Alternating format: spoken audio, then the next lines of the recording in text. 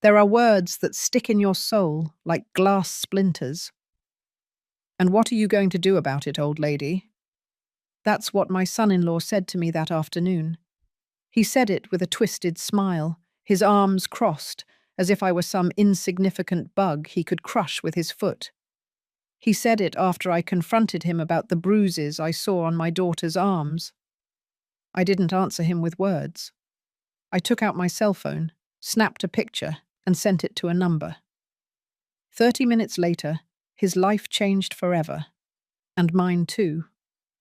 My name is Mary O'Connell. I am 56 years old, and for nearly 3 decades, I worked as a secretary in the District Attorney's Office of Boston, Massachusetts.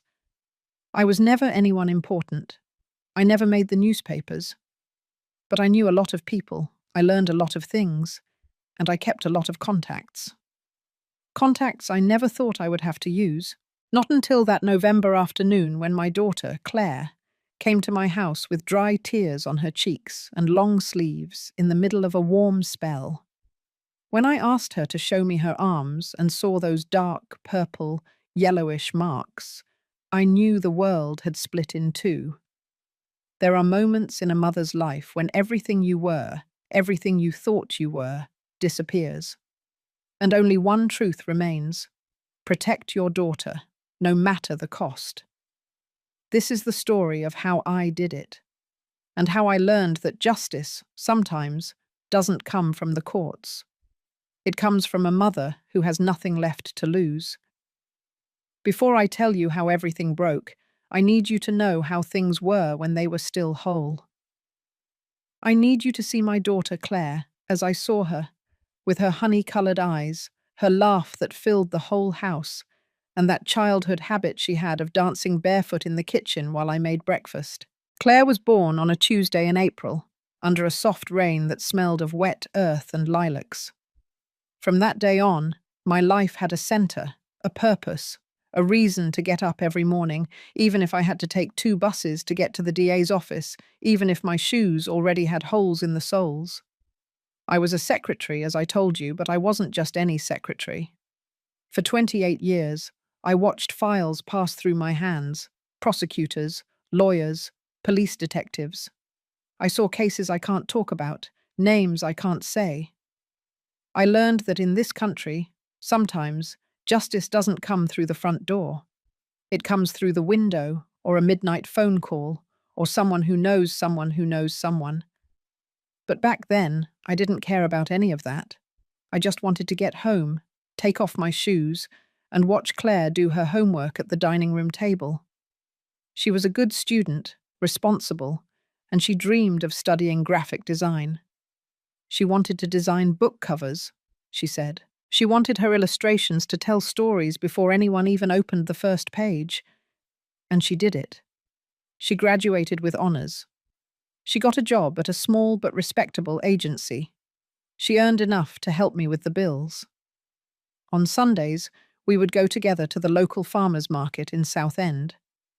We would buy corn, vine-ripe tomatoes, and bell peppers.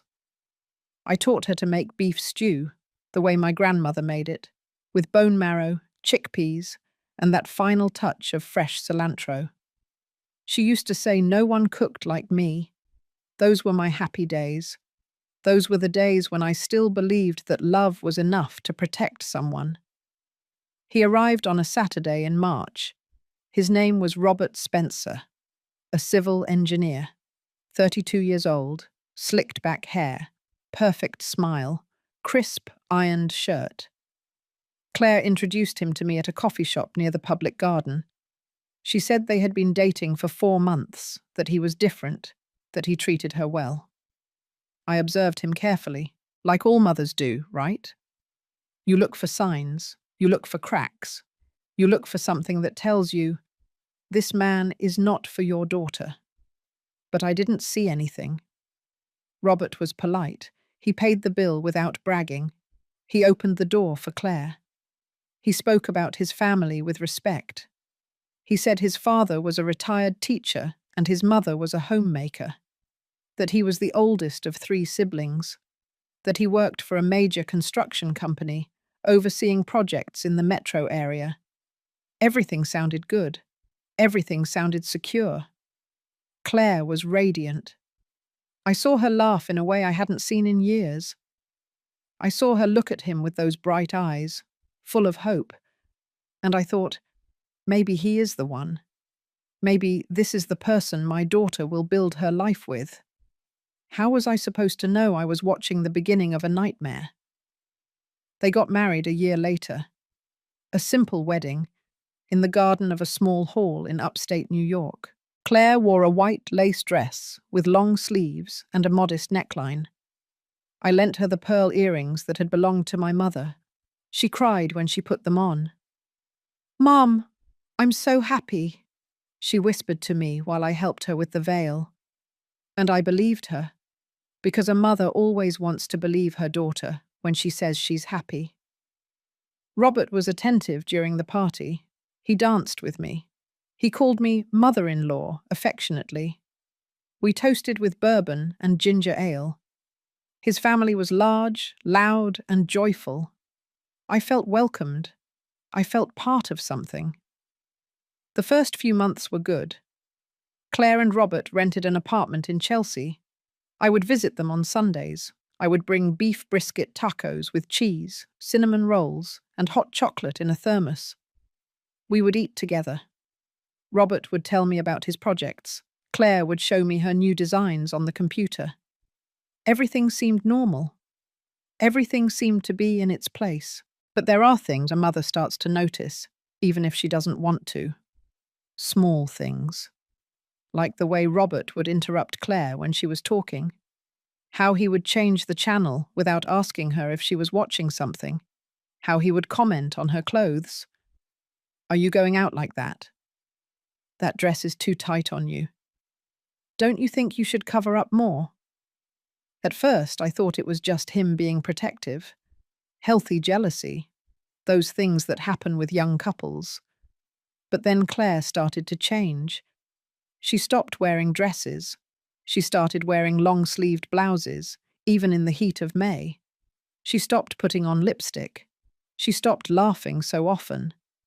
When I would ask her if everything was okay, she would look away and say, "Yes, Mum, everything's perfect. It's just that work is stressful." But I knew her. I knew every one of my daughter's gestures, every silence, every white lie. And I knew something was wrong. One Sunday, she came to my house wearing dark sunglasses. In November, when the sky was cloudy, "I got a speck of dust in my eye," she said, without looking at me. I didn't say anything, but I felt a knot in my stomach. I made coffee. I took out the apple fritters I had bought at the corner bakery. We sat at the kitchen table. That old wooden table, scratched, full of memories. The same table where Claire did her elementary school homework, where we cried together when her grandmother died, where we celebrated her graduation with German chocolate cake. "Claire," I said, taking her hand, "look at me." She pressed her lips together, took off the glasses, and I saw the bruise. A yellowish bruise around her left eye, almost healed, but still visible. "I fell," she said quickly, "in the bathroom. I slipped on the rug." I didn't believe her, but I didn't push, because sometimes, when a mother pushes too hard, the daughter pulls away, and I couldn't lose her. Not yet. Sometimes we trust the wrong people too much, don't we? Have you also felt that anguish of watching someone you love change in front of your eyes and not knowing how to help? Tell me your story in the comments. I want to read it. I want to know I'm not alone in this.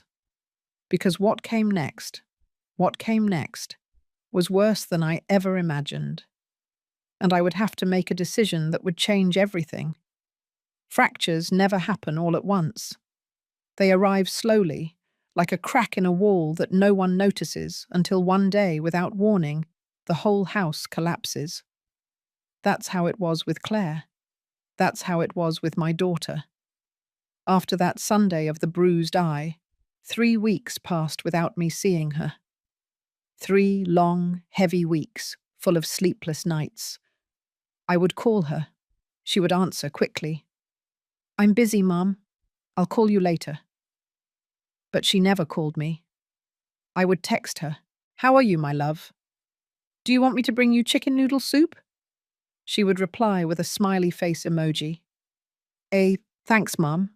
Another day. But I knew something was wrong. I knew it in my bones, in that part of the body that mothers have connected directly to their children's hearts, that place where lies can't fit.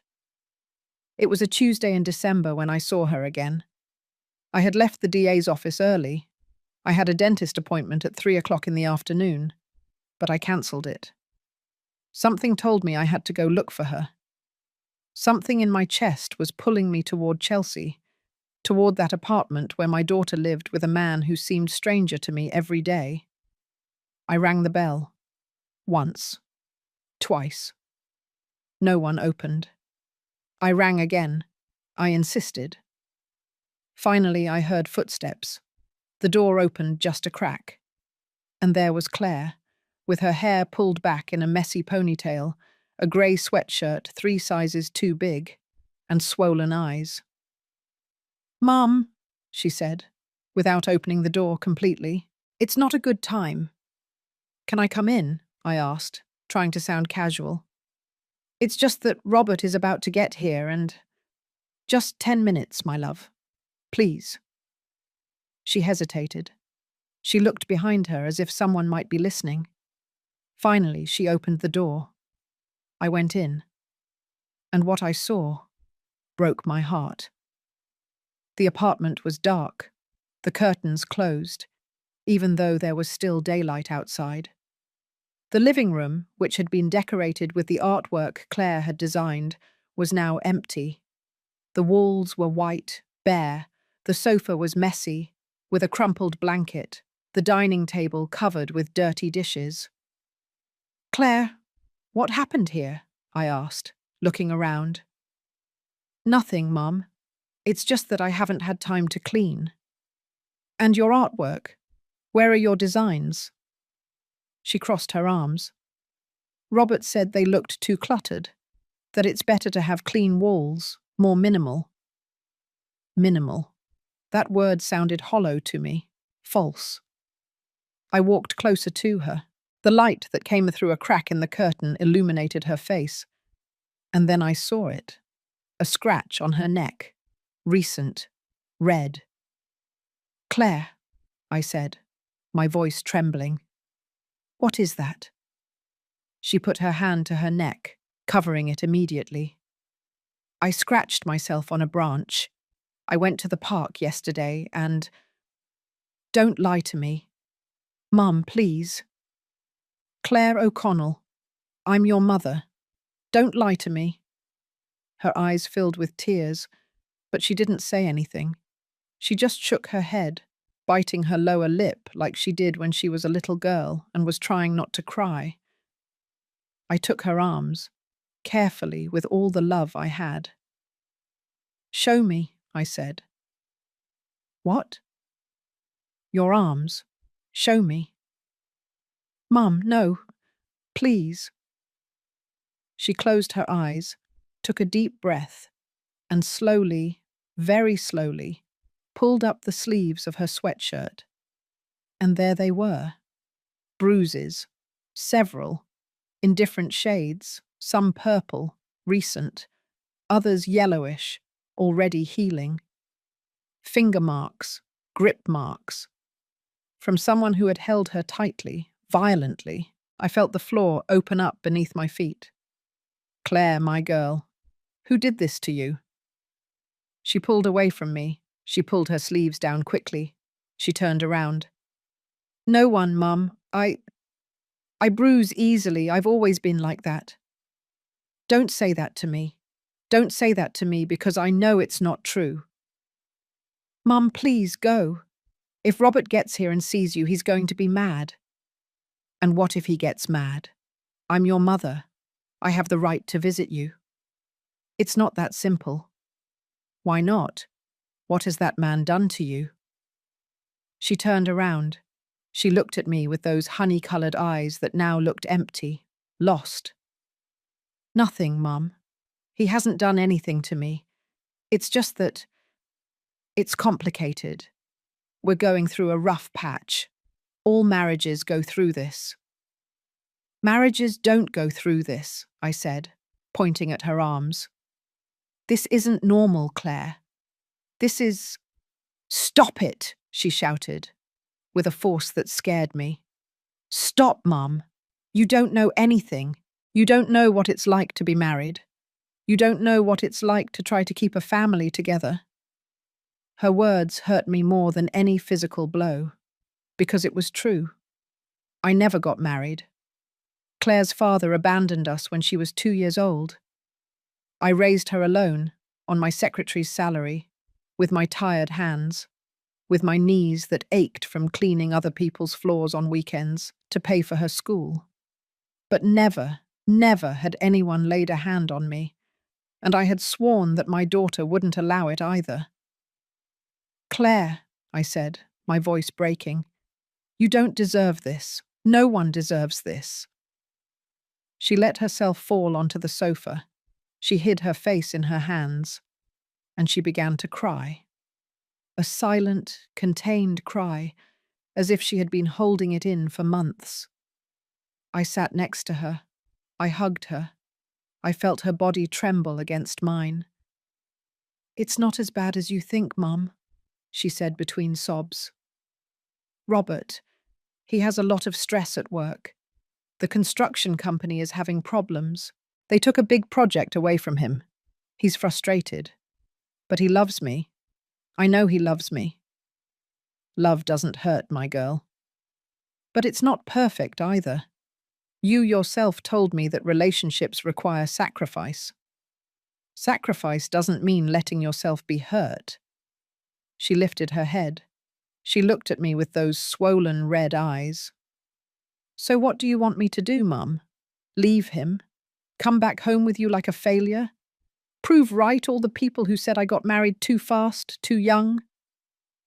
I would rather have you alive and a failure than dead and proud. Those words came out of my mouth without thinking, but as soon as I said them, I knew they were true, because something inside me already knew. Something in me was already preparing for the worst. Just then we heard the door open. Claire jumped up. She wiped her tears with her sleeves. She straightened her hair. It's him, she whispered. Mum, please don't say anything. Don't mention it. Don't say you saw. Claire, please. Robert walked into the living room.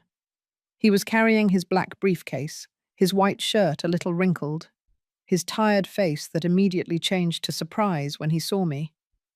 Mary, he said with a forced smile. What a surprise. I didn't know you were coming.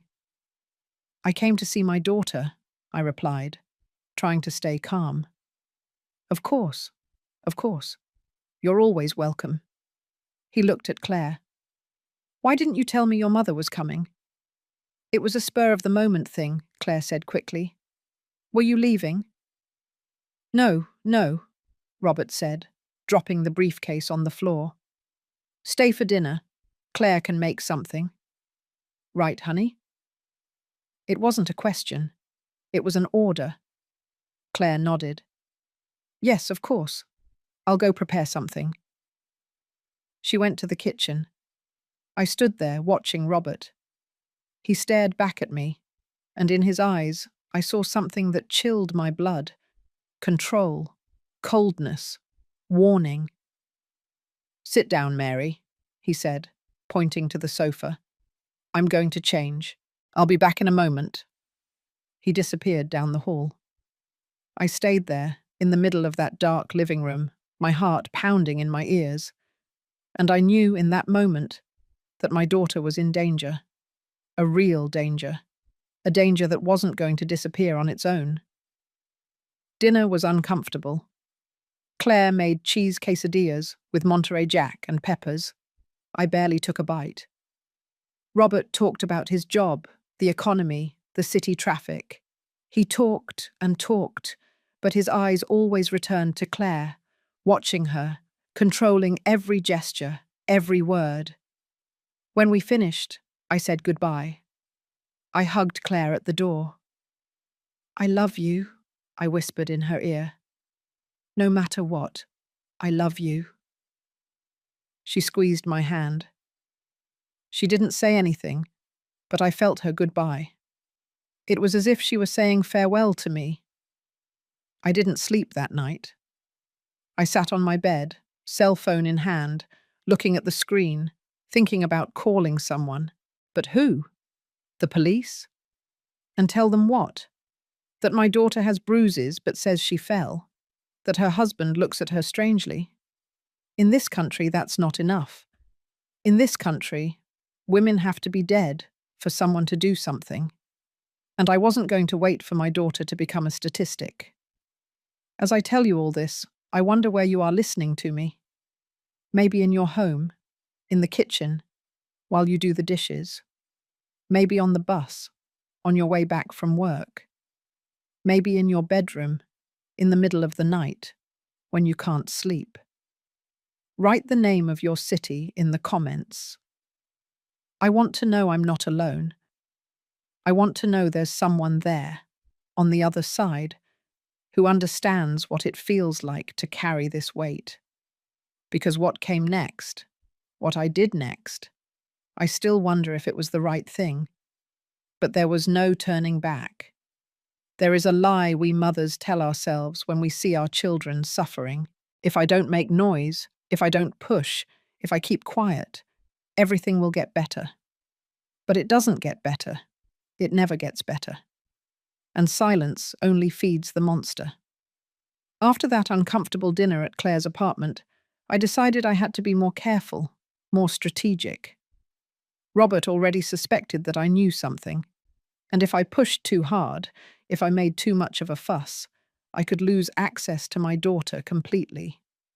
So I swallowed my rage, tucked away my fear, and started acting as if everything were fine, as if I hadn't seen those bruises, as if I hadn't noticed the terror in Claire's eyes when he walked through the door, as if I were a normal mother-in-law with a normal daughter in a normal marriage.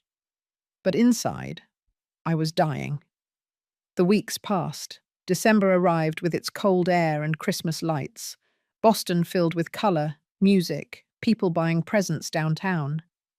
I continued with my routine at the DA's office, getting there at 8 o'clock in the morning, organising files, answering calls, making coffee for the prosecutors. But my mind was somewhere else. It was with Claire. I would text her every day. "Good morning, my love. How did you sleep?" She would reply in monosyllables. "Fine, all good, busy." I would ask if I could visit her. She always had an excuse. "Not today, Mum. I have work to finish. Robert and I are going out. I'm tired. Another day."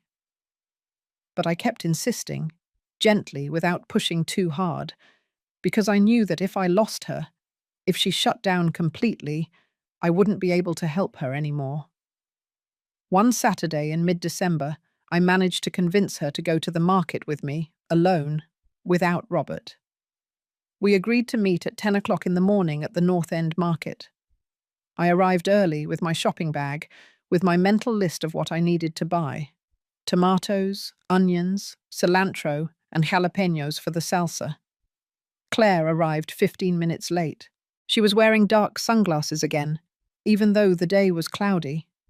A long-sleeved beige blouse, black pants, white sneakers. Her hair pulled back in a tight braid. She looked thinner. She looked smaller. "Hi, Mum," she said, with a forced smile. I hugged her. I felt her bones.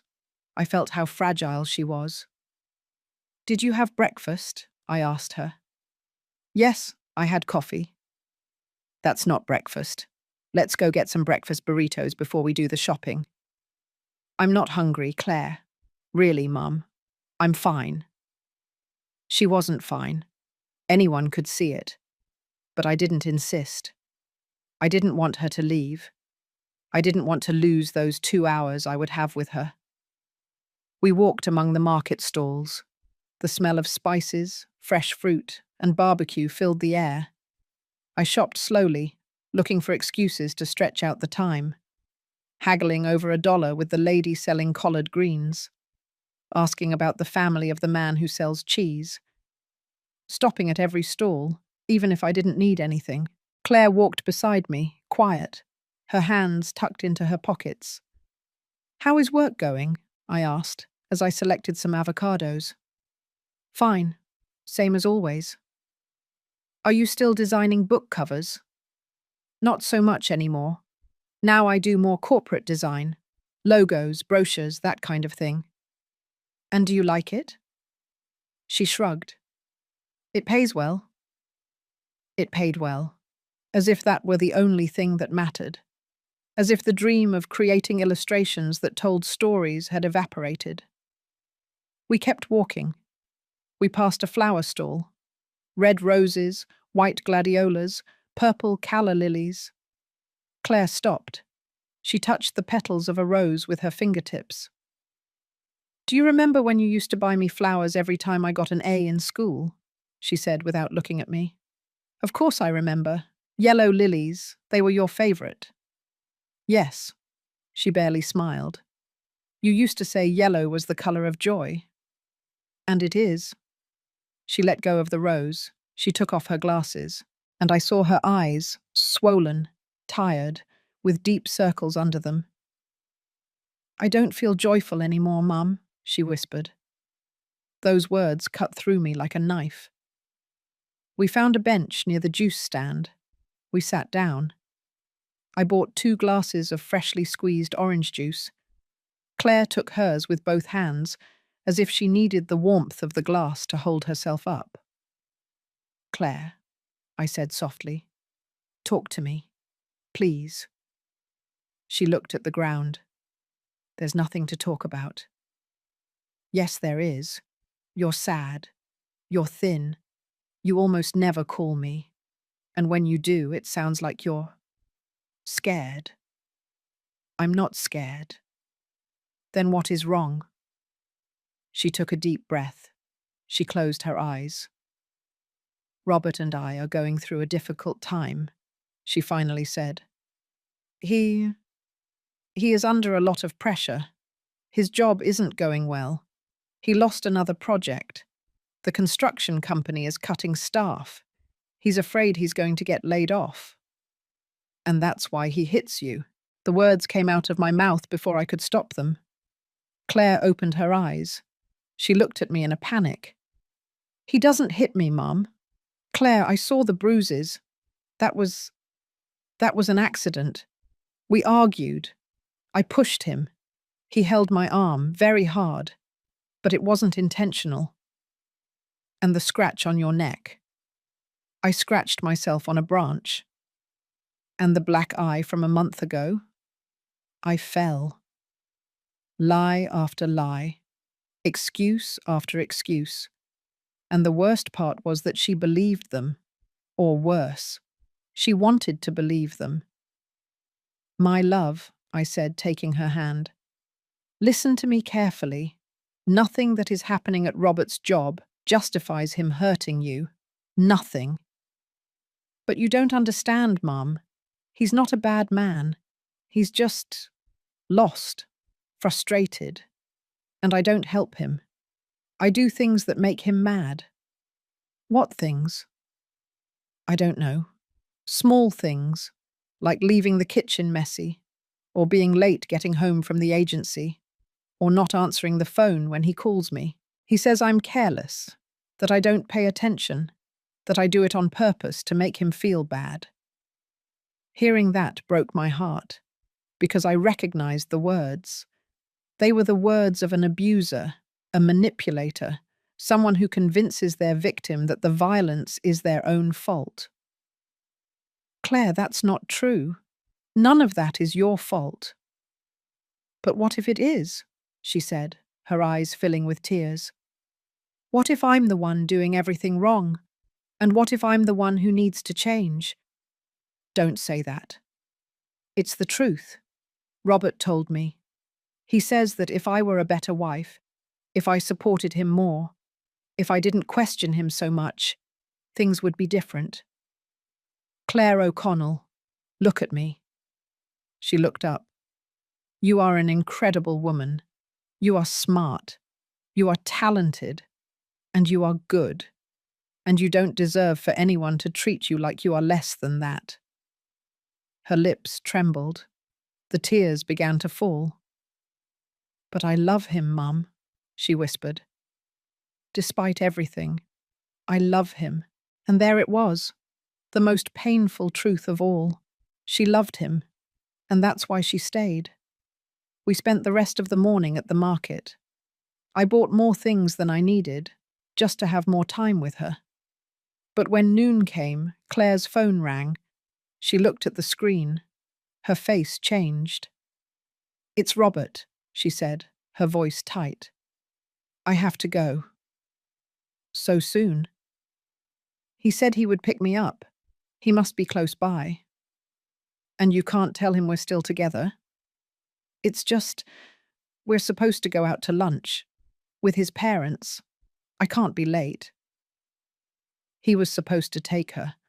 It wasn't an invitation. It was an order. A check-in.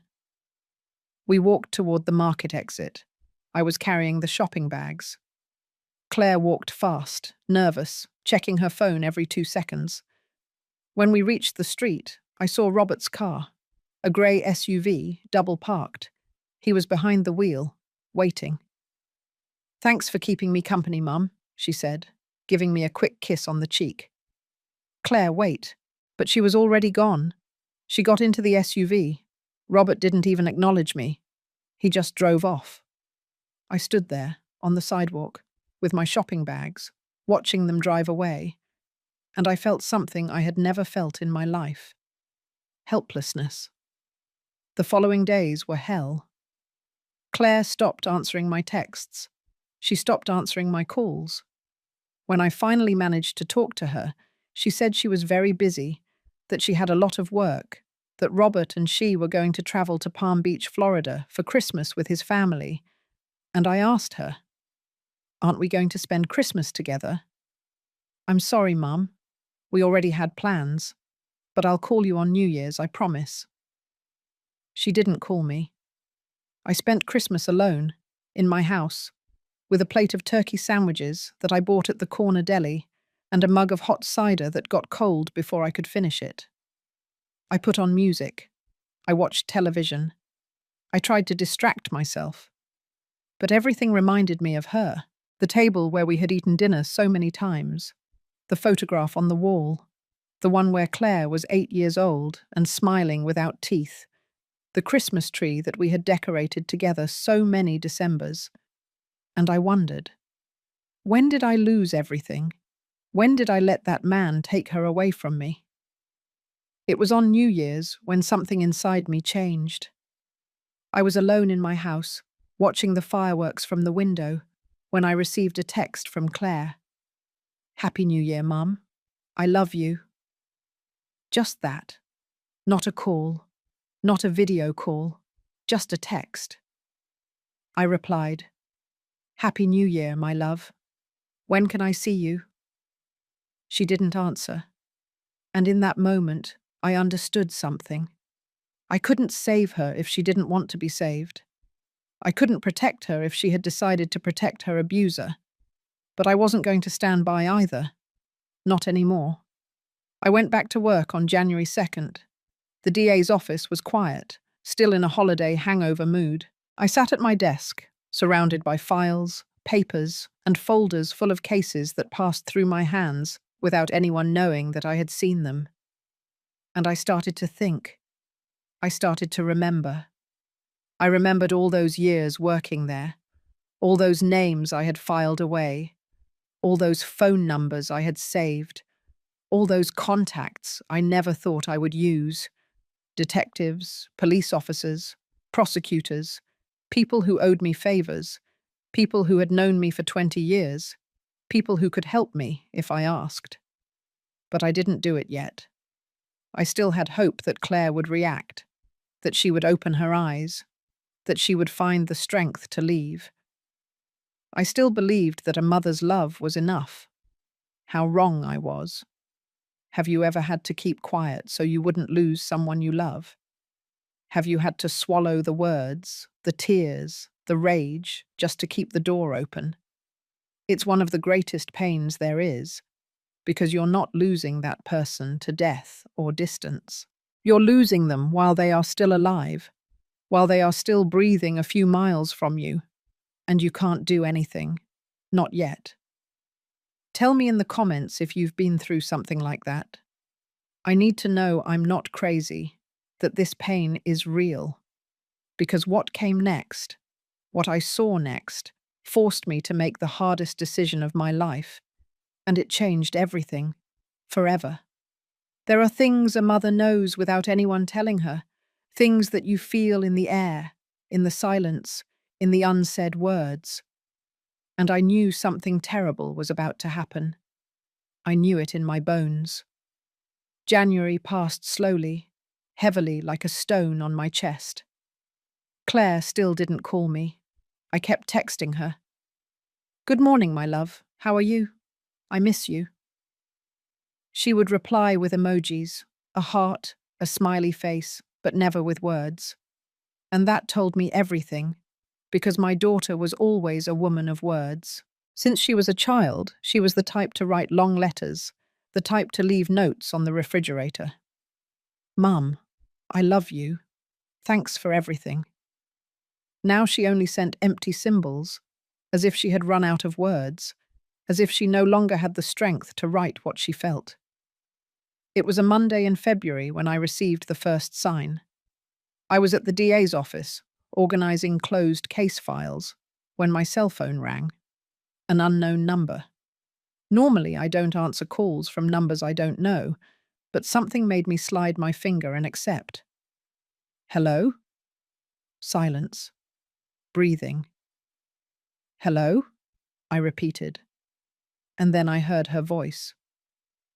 "Mum?" It was Claire, but her voice sounded broken, shaky, as if she were crying or had just been crying. "Claire, my love, what's wrong?" I just wanted to hear your voice." "Where are you? Are you okay?"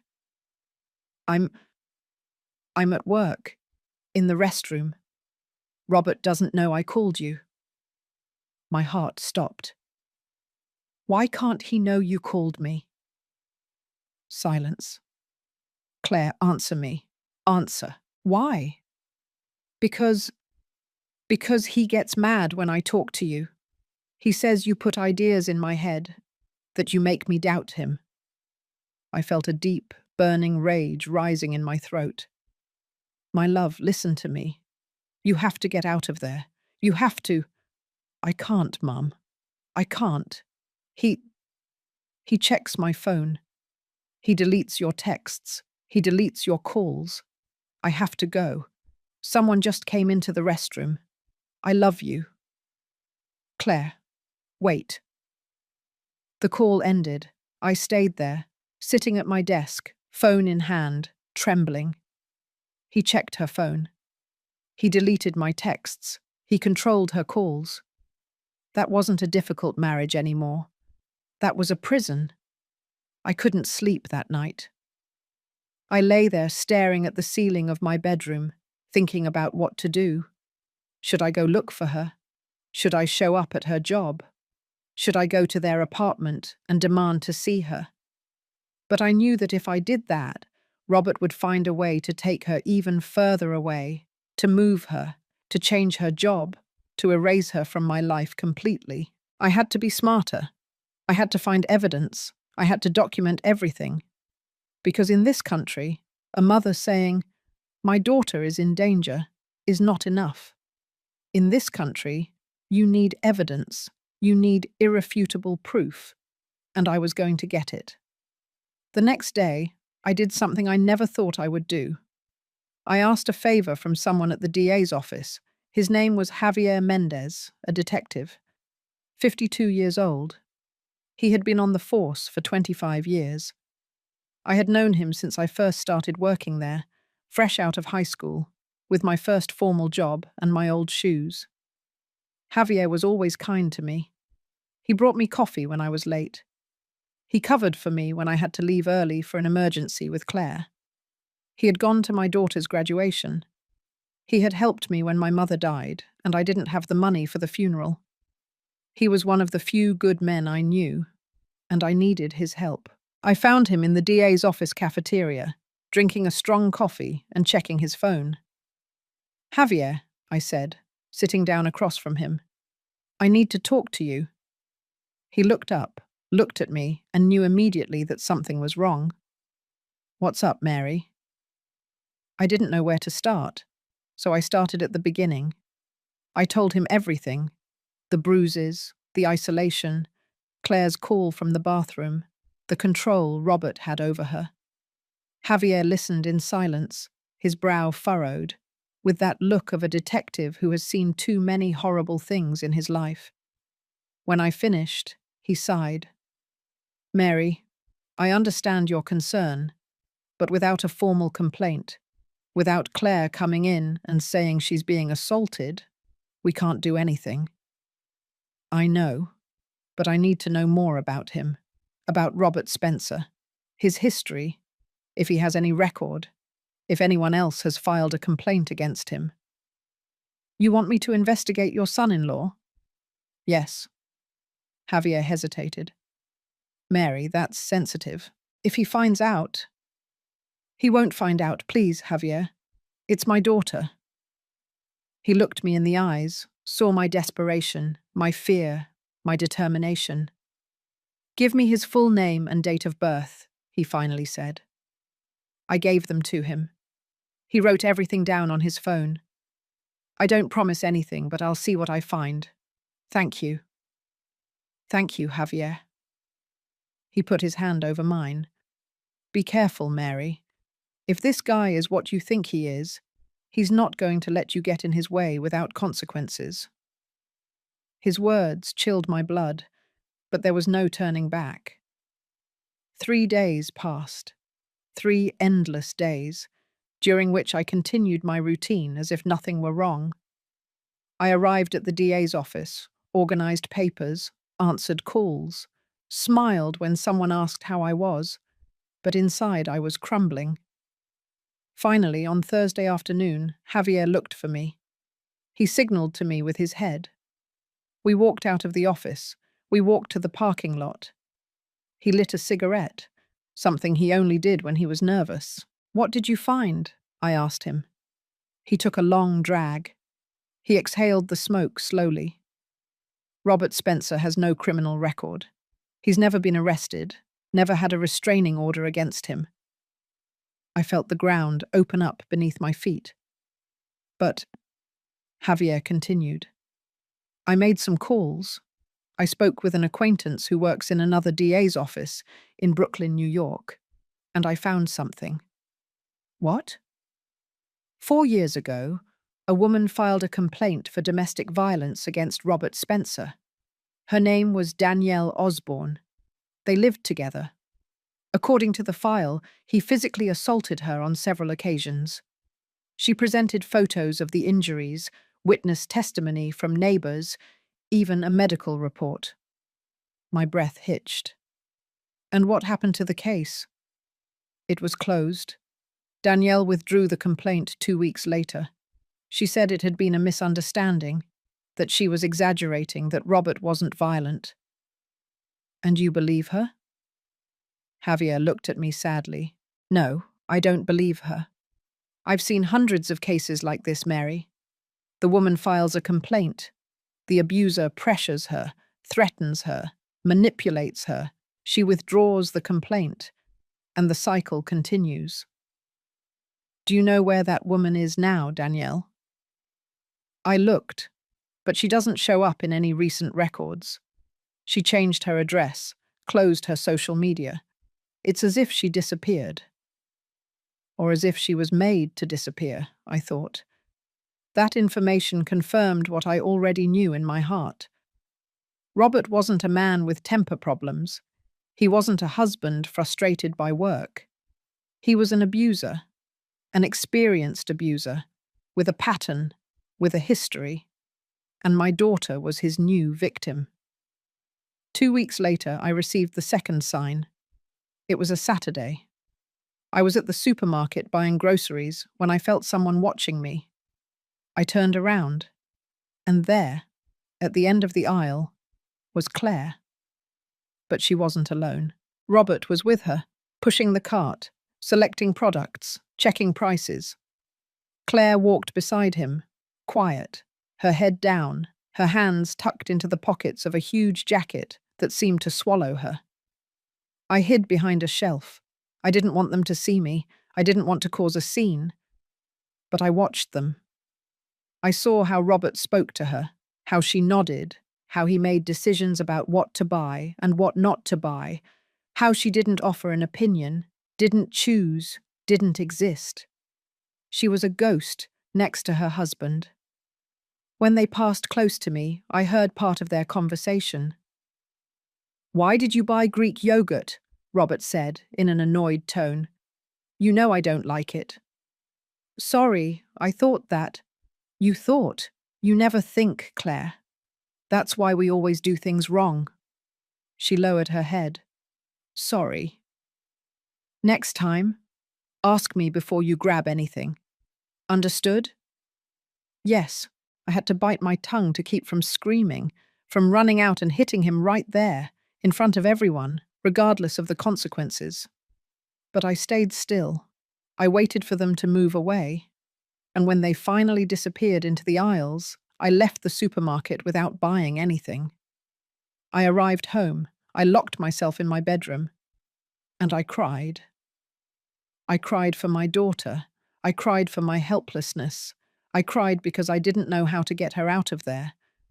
But crying doesn't solve anything. So the next day, I made a decision.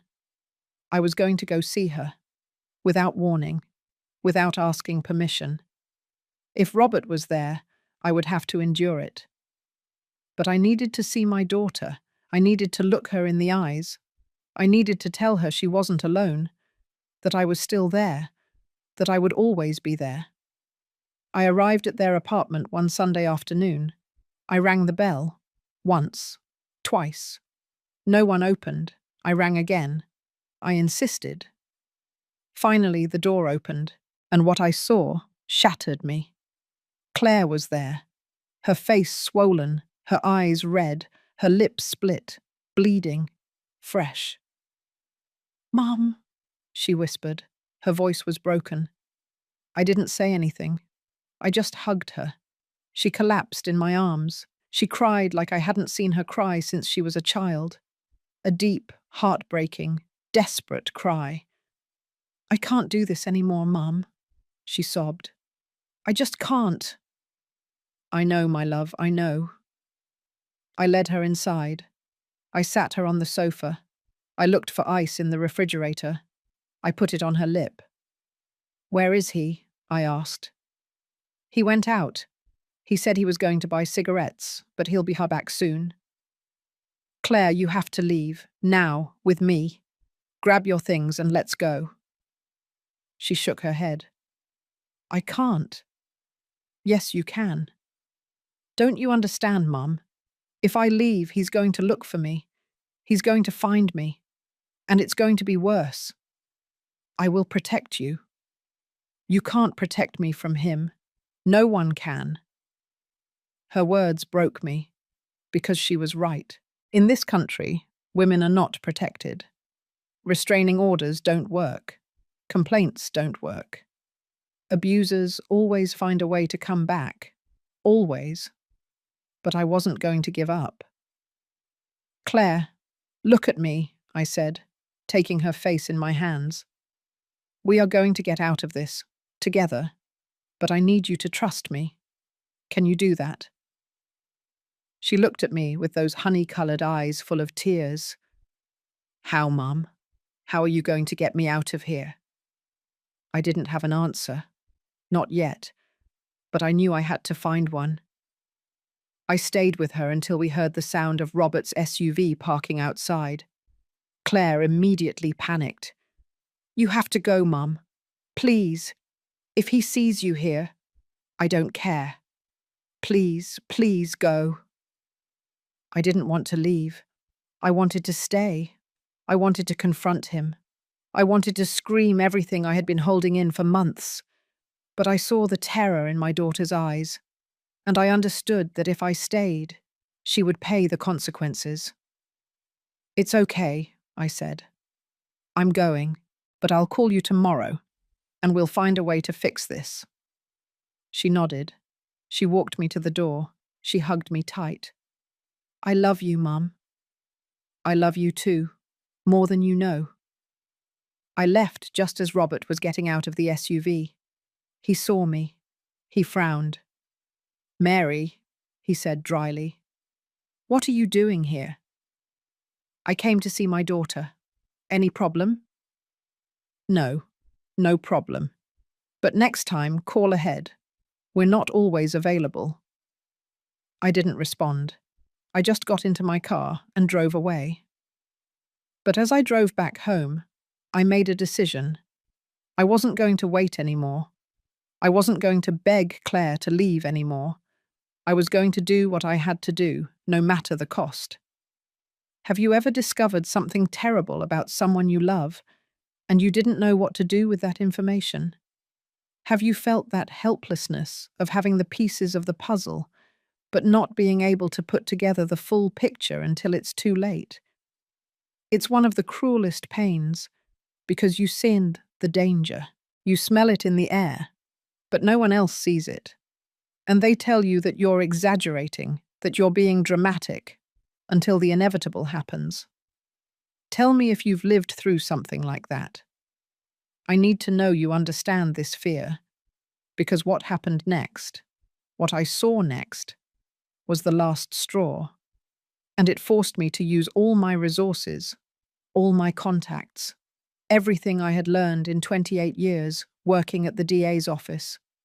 Even if it meant crossing lines I never thought I would cross. There are moments in life that change you forever.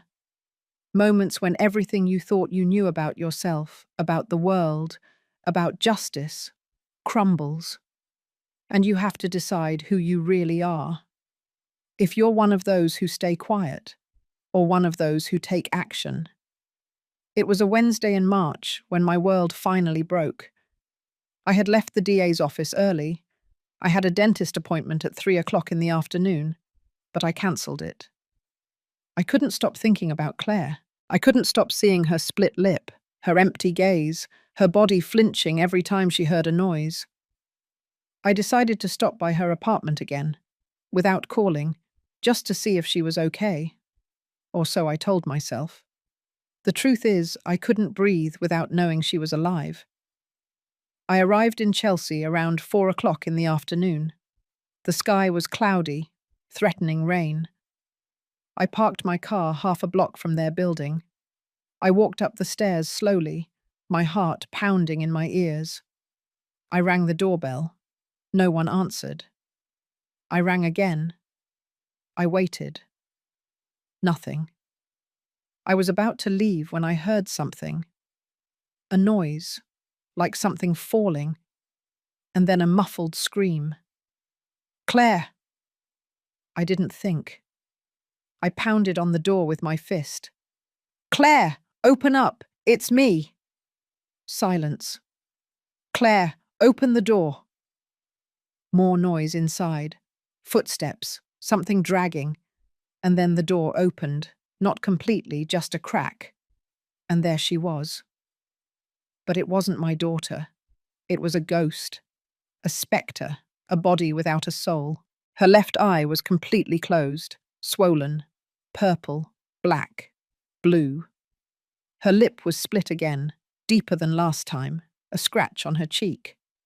And when she opened the door a little more, I saw her arms covered in bruises, fresh bruises, different sizes, finger marks, hand marks, blows.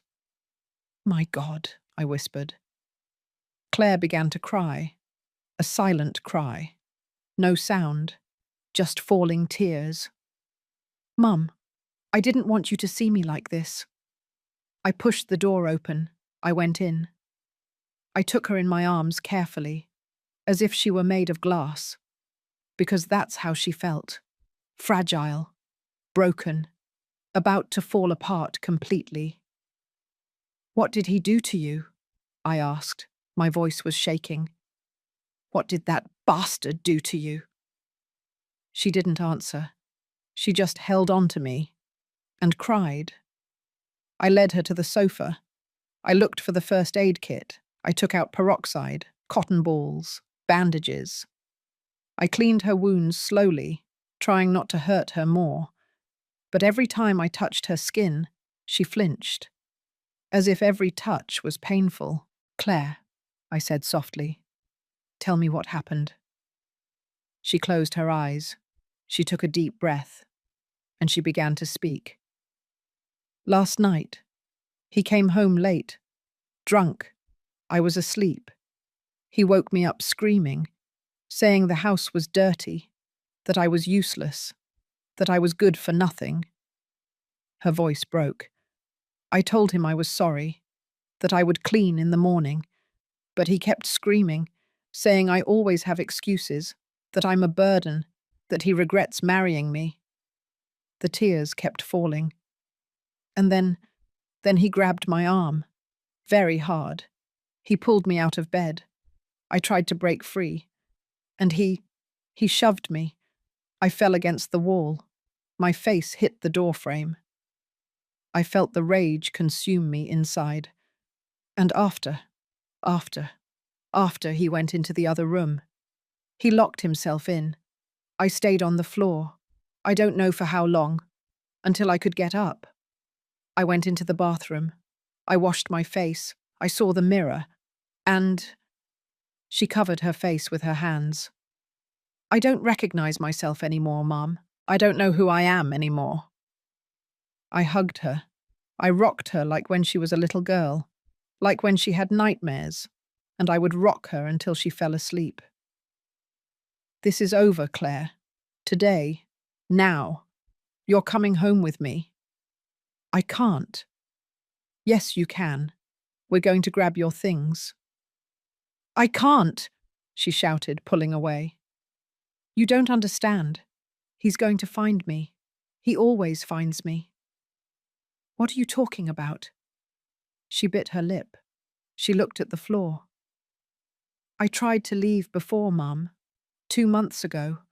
I packed a suitcase while he was at work. I was going to go to your house, but when I got to the door, he was there, waiting for me." Her voice broke. "He told me he had put a tracker on my cell phone, that he always knows where I am, what I'm doing, who I'm talking to, and that if I tried to leave again, he would find me. And then he really wouldn't have mercy." I felt the world stop. A tracker. He was watching her, controlling every move. That man wasn't just an abuser, he was a predator. And my daughter was his prey. "Claire, listen to me," I said, taking her face carefully. "We are going to get out of this, together, but I need you to let me help you." "How, Mum? How are you going to help me? The police don't do anything. Complaints don't work. Restraining orders are just paper. You yourself work at the DA's office. You know they won't protect me." She was right. I had seen hundreds of cases. Women who filed complaints, who asked for help, who begged for protection, and ended up dead because the system doesn't work, because justice arrives late or never arrives. We stayed there, sitting on that sofa, in that apartment that smelled of fear and hopelessness, when we heard the key in the lock. Claire went pale.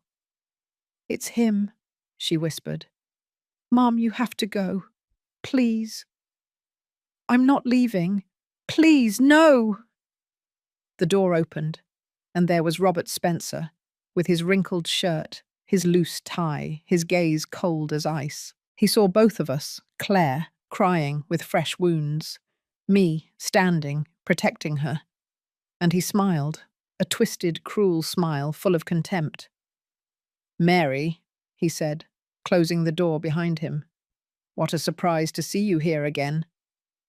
I came to take my daughter home, I said with a firm voice. He laughed, a dry, humorless laugh. Take her? Where? To your little house? To your miserable secretary life? Anywhere, away from you. Claire's not going anywhere. She's my wife. She lives here, with me. She is not your property. No. He stepped closer.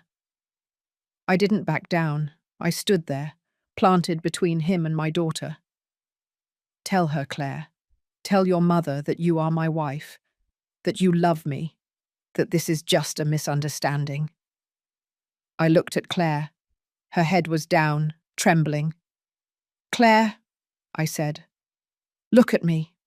Let's go now. Robert laughed again. She's not going to leave, because she knows what happens if she leaves.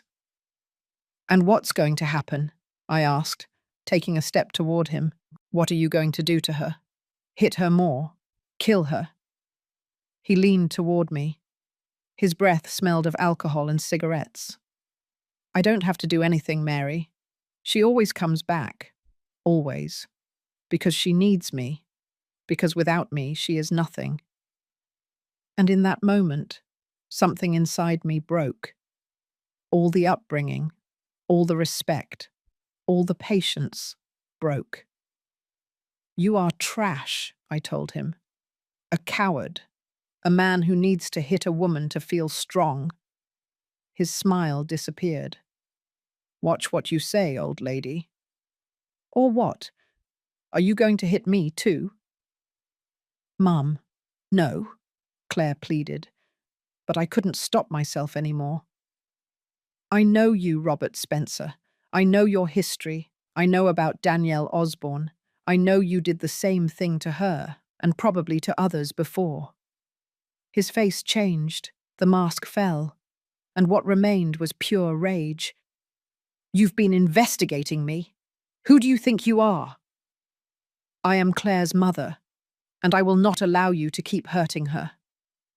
He took a step toward me, menacingly. Get out of my house, now. No. I said get out. Make me leave. Claire stood up. Mum, please, let's go. But Robert looked at me intently, with hatred, with contempt, with that sick superiority that men have who believe they can do whatever they want. And then he said the words that would change everything. And what are you going to do about it, old lady? He said it with a smile, mockingly, as if I were an insect he could crush. What are you going to do? Call the police? Report me? Take me to court? He stepped closer, crossed his arms, looked me up and down. Go ahead. Try it. But you already know how this works. You already know they won't listen to you. That Claire will say it's a lie, that everything is fine, that it was an accident. Like always. He looked at Claire. Right, honey. Claire didn't answer. She just lowered her head, and Robert looked back at me. So tell me, Mary, what are you going to do? I didn't answer him with words. I took my cell phone out of my pocket. He frowned. What are you doing? I opened the camera. What are you doing? He repeated warningly. I raised the phone, and I took a picture of him. Him standing there, with that arrogant smile, with that posture of superiority, with that certainty that he was untouchable. Click. The photo was saved. Robert looked at me, confused. Then he laughed. A photo? Seriously, is that the best you've got? I didn't say anything. I opened my contacts. I searched for a number I had saved years ago, a number I never thought I would use, a number from someone who owed me a favor, a very big favor. Robert was still laughing. Who are you going to send that to? Your girlfriends? Facebook? Please, Mary, don't be ridiculous. I attached the photo. I wrote an address, the one for the apartment where we were. I wrote a name, Robert Spencer, and I sent the message to that number. Robert stopped laughing when he saw my face, because I was no longer afraid. I no longer had doubts. I only had certainty. It's done, I told him. What's done? What are you talking about? I didn't answer him. I took Claire's hand. Let's go. Where do you think you're going? Robert said, blocking the door. Get out of the way. I'm not moving. No one leaves here until you tell me what you did. I looked at my watch. 4:00, 23 minutes in the afternoon. In 30 minutes, I told him. You'll understand. He looked at me as if I were crazy. 30 minutes? What the hell are you saying? I didn't answer him. I simply waited. The next 30 minutes were the longest of my life. Robert paced back and forth, nervous, looking at me suspiciously. Claire was sitting on the sofa, trembling, not understanding what was happening. I just watched my cell phone, waiting. At 4:00, 42 minutes, I heard the noise. Footsteps in the hallway. Lots of footsteps. Robert heard them too. He froze. And then there was a knock on the door. It wasn't a polite knock. It was a loud, authoritative knock. Police! Open the door! Robert's face changed. From arrogant to confused. From confused to scared. What did you do? He asked me, his voice shaking. What I had to do. They knocked again. Harder. Open the door or we'll break it down. Robert looked at me. Then he looked at Claire. Then he looked at the door. I didn't do anything, he said, panic in his voice. I didn't do anything. Claire, tell them I didn't do anything. But Claire didn't say anything. She just looked at me. And in her eyes, I saw something I hadn't seen in months. Hope. Robert opened the door, and 4 police detectives walked in. One of them was Javier Mendez. Robert Spencer, Javier said, in an official voice. You have an immediate detention warrant for suspicion of aggravated domestic violence and threats. You need to come with us. What? This is a mistake. I haven't done anything. You can explain it at the DA's office. Let's go. No, this is her fault, Robert screamed, pointing at me. She set me up. It's a trap. Javier looked at him coldly. Are you coming the easy way or the hard way? Robert looked at me, with hatred, with rage, with helplessness. And he understood. He understood that he had underestimated the old secretary. He understood that I wasn't a mother begging, I was a mother protecting. And that was the most dangerous thing in the world. They took him away in handcuffs, screaming, saying it was unfair, that he hadn't done anything, that he was going to sue me. But it no longer mattered, because for the first time in months, my daughter was safe. When they were gone, Claire collapsed in my arms, crying, trembling, releasing all the fear, all the pain, all the weight she had been carrying for so long. It's over, my love, I whispered. It's over. Javier stayed for a moment in the doorway. He looked at me, he nodded, and he left without saying a word. Because he understood. He knew that sometimes justice doesn't come from the courts. It comes from a mother who has nothing left to lose. I still ask myself if I did the right thing. And you? What would you have done in my place? How far would you have gone to protect someone you love? Tell me. Because sometimes the hardest decisions are the ones that define us. And what came next, what happened with Robert, was more than I ever imagined. Because justice, when it finally arrives, is unforgiving. There are victories that don't feel like victories. There are moments when you do the right thing, but the price is so high that you wonder if it was worth it. This was one of those moments. When the officers took Robert away, the apartment was left in a heavy silence. a silence that buzzed in my ears, as if the air itself was waiting to see what would happen next. Claire was still in my arms, crying, trembling. I held her tightly, as if simply letting go would mean losing her again. "Mum," she said, her voice broken. "What did you do? Who did you send that picture to?" I took a deep breath. I knew this moment would come, the moment when I would have to explain that I had crossed a line I never thought I would cross. "I have contacts," I told her, stroking her hair. "From my years at the DA's office, people who owe me favors, people who can move things quickly when necessary." "What kind of contacts?" I didn't answer her directly because the truth was complicated.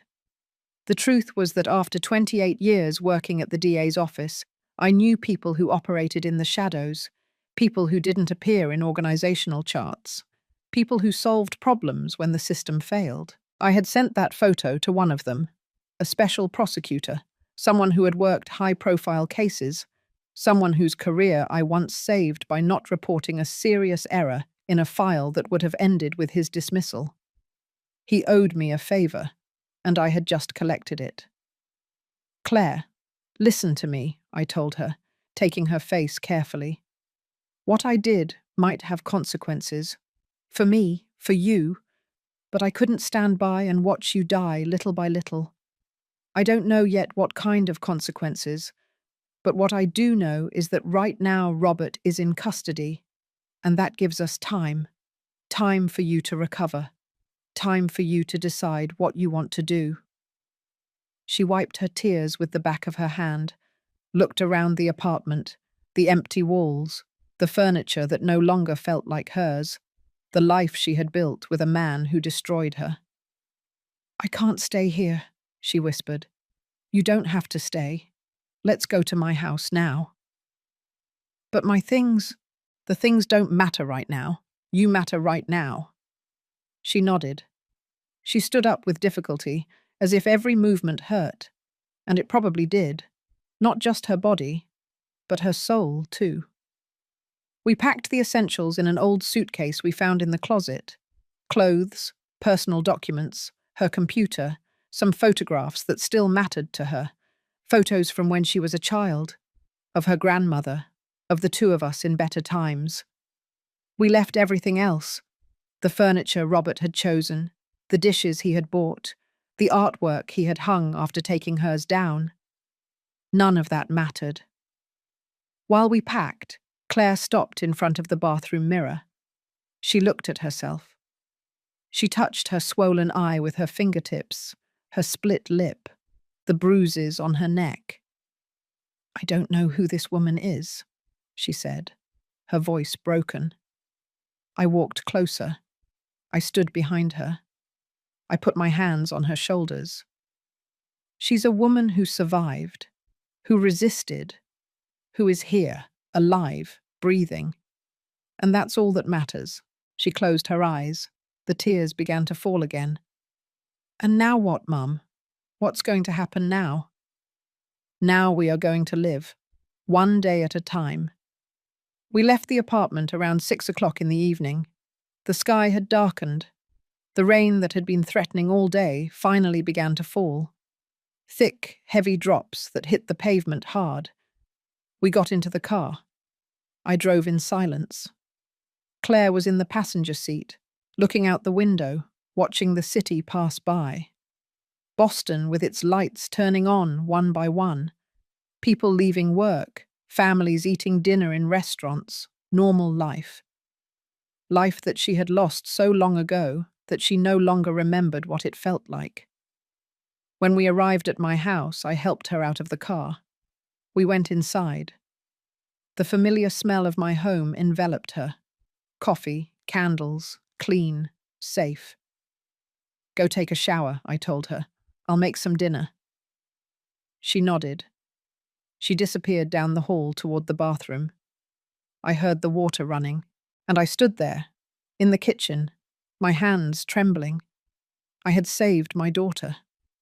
But at what cost? That night, Claire fell asleep in her old bedroom, the bedroom where she grew up, where she dreamed, where she was happy. I stayed awake, sitting at the kitchen table, with a cup of tea that got cold before I took a sip. My cell phone was on the table, staring at me, accusing me. I grabbed it. I opened my texts. I had a new one, from the number I had sent Robert's photo to. It's done. But be careful. This isn't going to end here. I felt a shiver run down my spine. The next morning, things started to get complicated. I went to work as usual. Claire stayed home, sleeping, recovering. When I arrived at the DA's office, Javier was waiting for me at the entrance. "We need to talk," he said with a serious face. He led me to an empty office. He closed the door. "Mary, do you know what you got yourself into?" "What are you talking about?" "Robert Spencer.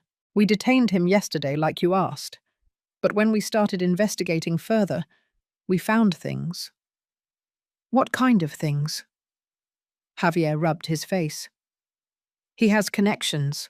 Connections with important people. His boss at the construction company is buddies with a local congressman. They're already putting pressure on us to release him. They're saying it's an arbitrary detention, that there isn't enough evidence." I felt the ground move beneath my feet. "But Claire has bruises. She has injuries. That's evidence. She would have to file a formal complaint and testify. She will do it." "Are you sure?" I wasn't sure.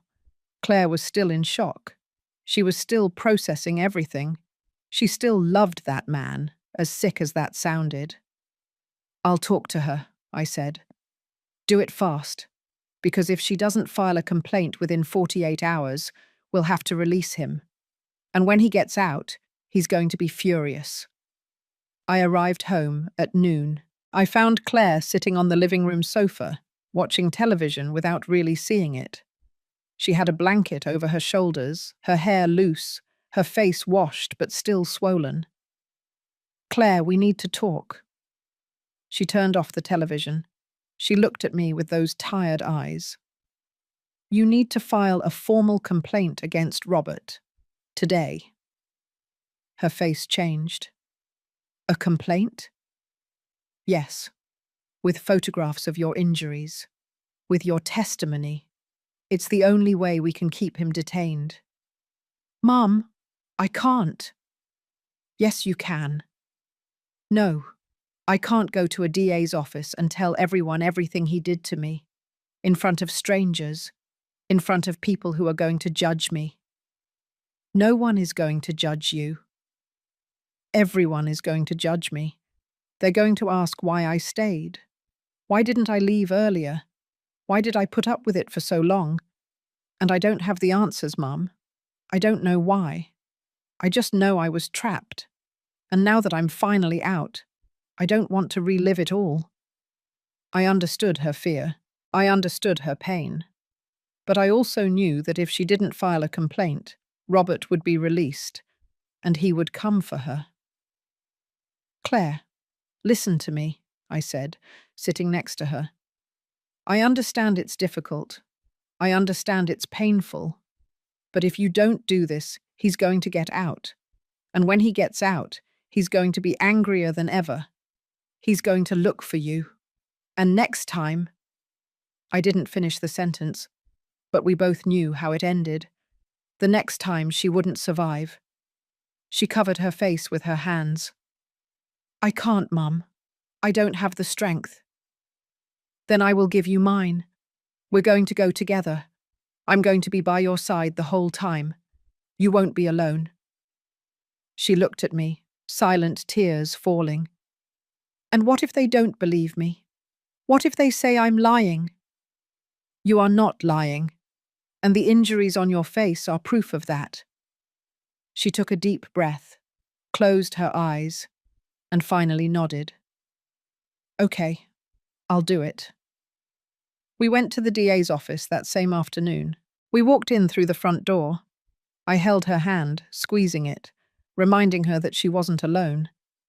The receptionist looked at us. She recognized Claire immediately.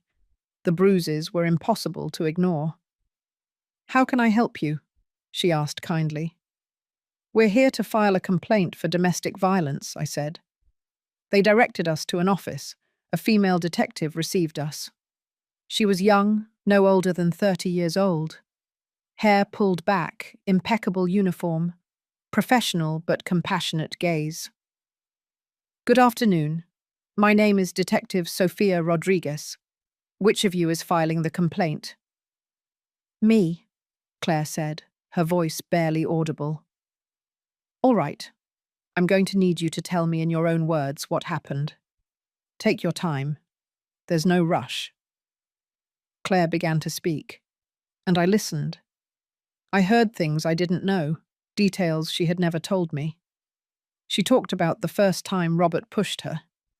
It was 6 months after they got married. She had been late returning from a meeting with friends.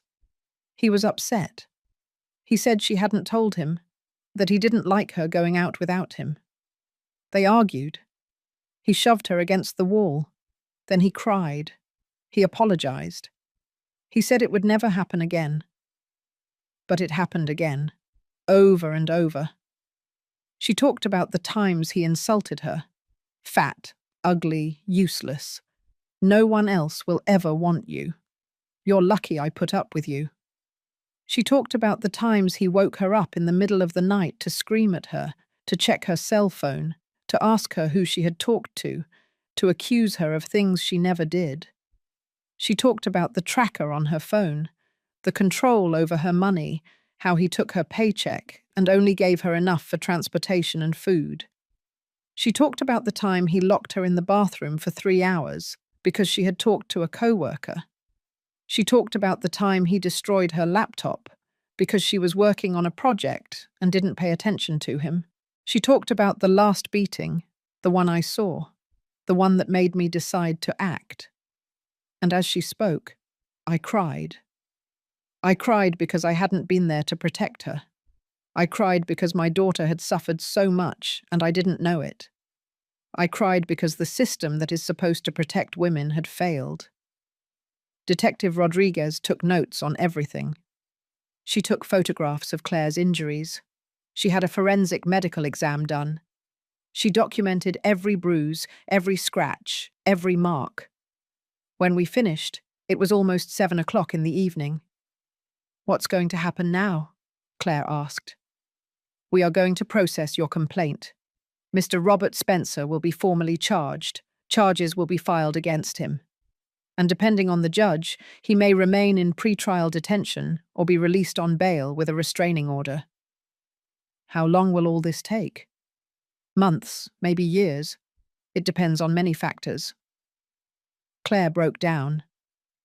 "I can't live for years fearing he'll get out and come for me." Detective Rodriguez put her hand over Claire's. "I know it's difficult, but you did the right thing by filing a complaint, and we are going to do everything possible to protect you." But I knew those words weren't enough, because everything possible in this country is often not enough. We left the DA's office at nightfall. The air was cool. The streets were lit up. Boston was still alive, moving, breathing. But we were dead tired. We got to the car. We got in. We sat there, in silence. "Mum," Claire said after a while, "thank you." "You don't have to thank me." "Yes, I do. Because no one else did. No one else believed me. No one else took a risk for me." I hugged her, tight, as if I could absorb all her pain. "I'm always going to be here for you, no matter what." But things got worse before they got better. The next day, I received a call from an unknown number. "Mary O'Connell?" a harsh male voice said. "Yes. Who is this?" "This is Robert's father. I need to speak with you." I felt a knot in my stomach. "I have nothing to talk about with you." "Of course you do. My son is in jail because of you. You and your daughter put him there.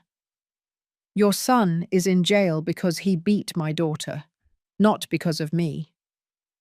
Those are lies. Robert is not violent. He is a good man, a good husband. He is going through a difficult time, and instead of supporting him, you destroyed him. Rage rose in my throat. Your son is an abuser, and if you can't see it, it's because you don't want to see it. Watch what you say, ma'am. My family has resources. We have lawyers. We are going to clear my son's name, and when we do, we are going to sue you for damages, for defamation, for ruining his reputation. Go ahead. Try it. This is not going to end here. He hung up. I stood there with the phone in my hand, trembling. The following days were hell. Robert's family started calling, sending texts, and pressuring us. His mother sent me a long text message saying that I was a bad mother for putting ideas in Claire's head, that her son loved her, that everything was a misunderstanding, that if Claire went back to him, everything would be resolved. His siblings looked for me on social media, commenting on my old posts, saying I was a liar, that I was manipulating my daughter, that my family was broken because I never had a man to put me in my place. I received anonymous calls, veiled threats. Be careful. This is not going to end well. You're going to regret it. And Claire received them too. Messages from mutual friends, people she had met through Robert, people who took his side. How could you do this to him? He gave you everything. You are ungrateful. I hope God forgives you for ruining his life. Claire began to doubt. One night I found her crying in her bedroom. Mum, what if they're right? What if I exaggerated? What if Robert really loved me and I ruined everything? I sat next to her. I took her face in my hands. Claire, look at me. That man hit you, humiliated you, controlled you. That is not love. That was never love. But his family says his family is protecting him because they don't want to see the truth, because accepting that their son is an abuser means accepting that they failed as parents. It's easier to blame you. But I loved him, Mum. I know, and that's the cruelest part, that a person can love someone who destroys them. But loving someone doesn't mean staying. Sometimes loving someone means leaving. It means saving yourself. She cried in my arms and I cried with her, because I understood that this battle was not only legal, it was emotional, it was psychological, and it was just beginning. A week later we received the news. Robert had been released on bail with a restraining order. He couldn't go near Claire within 200 yards. He couldn't call her. He couldn't look for her. But we both knew that wouldn't stop him. A restraining order is just a piece of paper. And paper doesn't stop bullets. It doesn't stop blows. It doesn't stop a man who believes he has a right over a woman. I didn't sleep that night. I sat in the living room with the lights off, watching the street through the window, waiting for him to appear, waiting for him to take his revenge, because I knew he would come. Men like Robert always come back. Always. And when he did, I had to be prepared. Have you ever had to defend a decision that you knew was right, but everyone told you was wrong? Have you felt that loneliness of being on the right side but without support? It's one of the hardest battles because you're not just fighting the abuser. You're fighting his family, against friends who don't want to see, against a system that fails you, and sometimes even against the very person you're trying to save. Tell me if you've been through something like that, because I need to know there's someone out there who understands. Because what came next was worse than I imagined. Much worse. There are nights when the fear is so great that it won't let you breathe. And there are nights when fear turns into something else. Into clarity. Into determination. Into peace. 2 weeks passed since Robert was released on bail. 2 weeks in which I lived with my heart in my throat. 2 weeks in which every noise on the street made me jump. Every unknown call chilled my blood. Every shadow at the window made me think it was him. But he didn't appear. Not directly. Because Robert was smarter than that. He knew that if he violated the restraining order, he would go back to jail. So he found other ways to make us feel his presence. Flowers started arriving at the house. Big, expensive bouquets, with cards that said, "For Claire, with love." They weren't signed, but we both knew who sent them. Claire threw them in the trash without opening them, but I saw her hands shake every time the doorbell rang and there was a delivery person at the door. Then the messages started. Not directly to her cell phone, that would have been evidence, but through other people. A distant cousin of Robert's sent a text to Claire. "Robert asked me to tell you he misses you, that he's sorry, that he wants to talk to you. A former co-worker. I ran into your husband. He looks really bad, really sad. I think you should give him a chance to explain. Even the owner of the supermarket where we shopped. Your husband came in and left money for you. He says to give it to you because he's worried you don't have enough." Every message was an invasion. Every indirect contact was a form of control, of reminding Claire that he was still there, watching, waiting. Claire started deteriorating again. Not physically. Her bruises were healing, her lip was no longer split, her eye had gone down. But emotionally she was breaking. "Mom, I can't live like this," she told me one night, sitting at the kitchen table, always scared, always waiting for him to appear, always feeling like he's watching me. "I know, my love. What if it never ends? What if years pass and he keeps looking for me? What if the trial drags on and I have to see him in court? What if—" "Stop," I said, taking her hand. "You can't live in the what-ifs. You can only live in the now. But the now is scary. I know, but you're alive, you're here, and that's what matters." She looked at me with those tired eyes. Sometimes I think it would have been easier to stay, to endure a little longer. At least then I would know what to expect. Those words broke my heart, because I understood something terrible. Abuse teaches you to prefer the hell you know over uncertain freedom. It was that same night when something changed in me. I was alone in my bedroom, sitting on the bed, with the lights off, when I realized something. I had saved my daughter from the abuser, but I hadn't saved her from the fear, and fear was another form of prison. Robert didn't need to be physically present to control her. His shadow was enough, his silent threat, the possibility that he could appear at any moment. That kept her chained, and I didn't know how to break those chains. The next day, I did something I hadn't done in months. I went to church. I am not an especially religious woman. I go to church on Christmas, on Easter, when someone gets married or dies.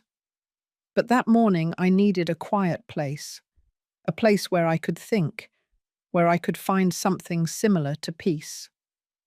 I went into the St. Francis of Assisi parish near my house. It was almost empty, just a few elderly ladies praying the rosary, candles lit, the smell of incense and flowers. I sat on a bench in the back, closed my eyes, and for the first time in weeks, I didn't think about Robert. I didn't think about the fear. I didn't think about revenge. I only thought about my daughter, about the little girl who used to dance barefoot in the kitchen, about the young woman who dreamed of designing book covers, about the woman she had been before meeting that man. And I asked myself, how do I help her get that back? How do I help her be truly free? The answer came in an unexpected place. When I left the church, I ran into Sister Teresa, a nun I had met years ago when I took Claire to catechism classes. She was older, close to 70 years old, with a face full of wrinkles that looked like maps of wisdom. "Mary," she said with a warm smile, "long time no see. Sister Teresa, it's good to see you. How is your daughter? Claire, right? And I don't know why. Maybe because I needed to say it out loud. Maybe because she had that face of someone who has seen a lot of pain in her life. I told her everything. I told her about the abuse, the complaint, the fear, and how Claire was alive, but not living. She listened to me in silence.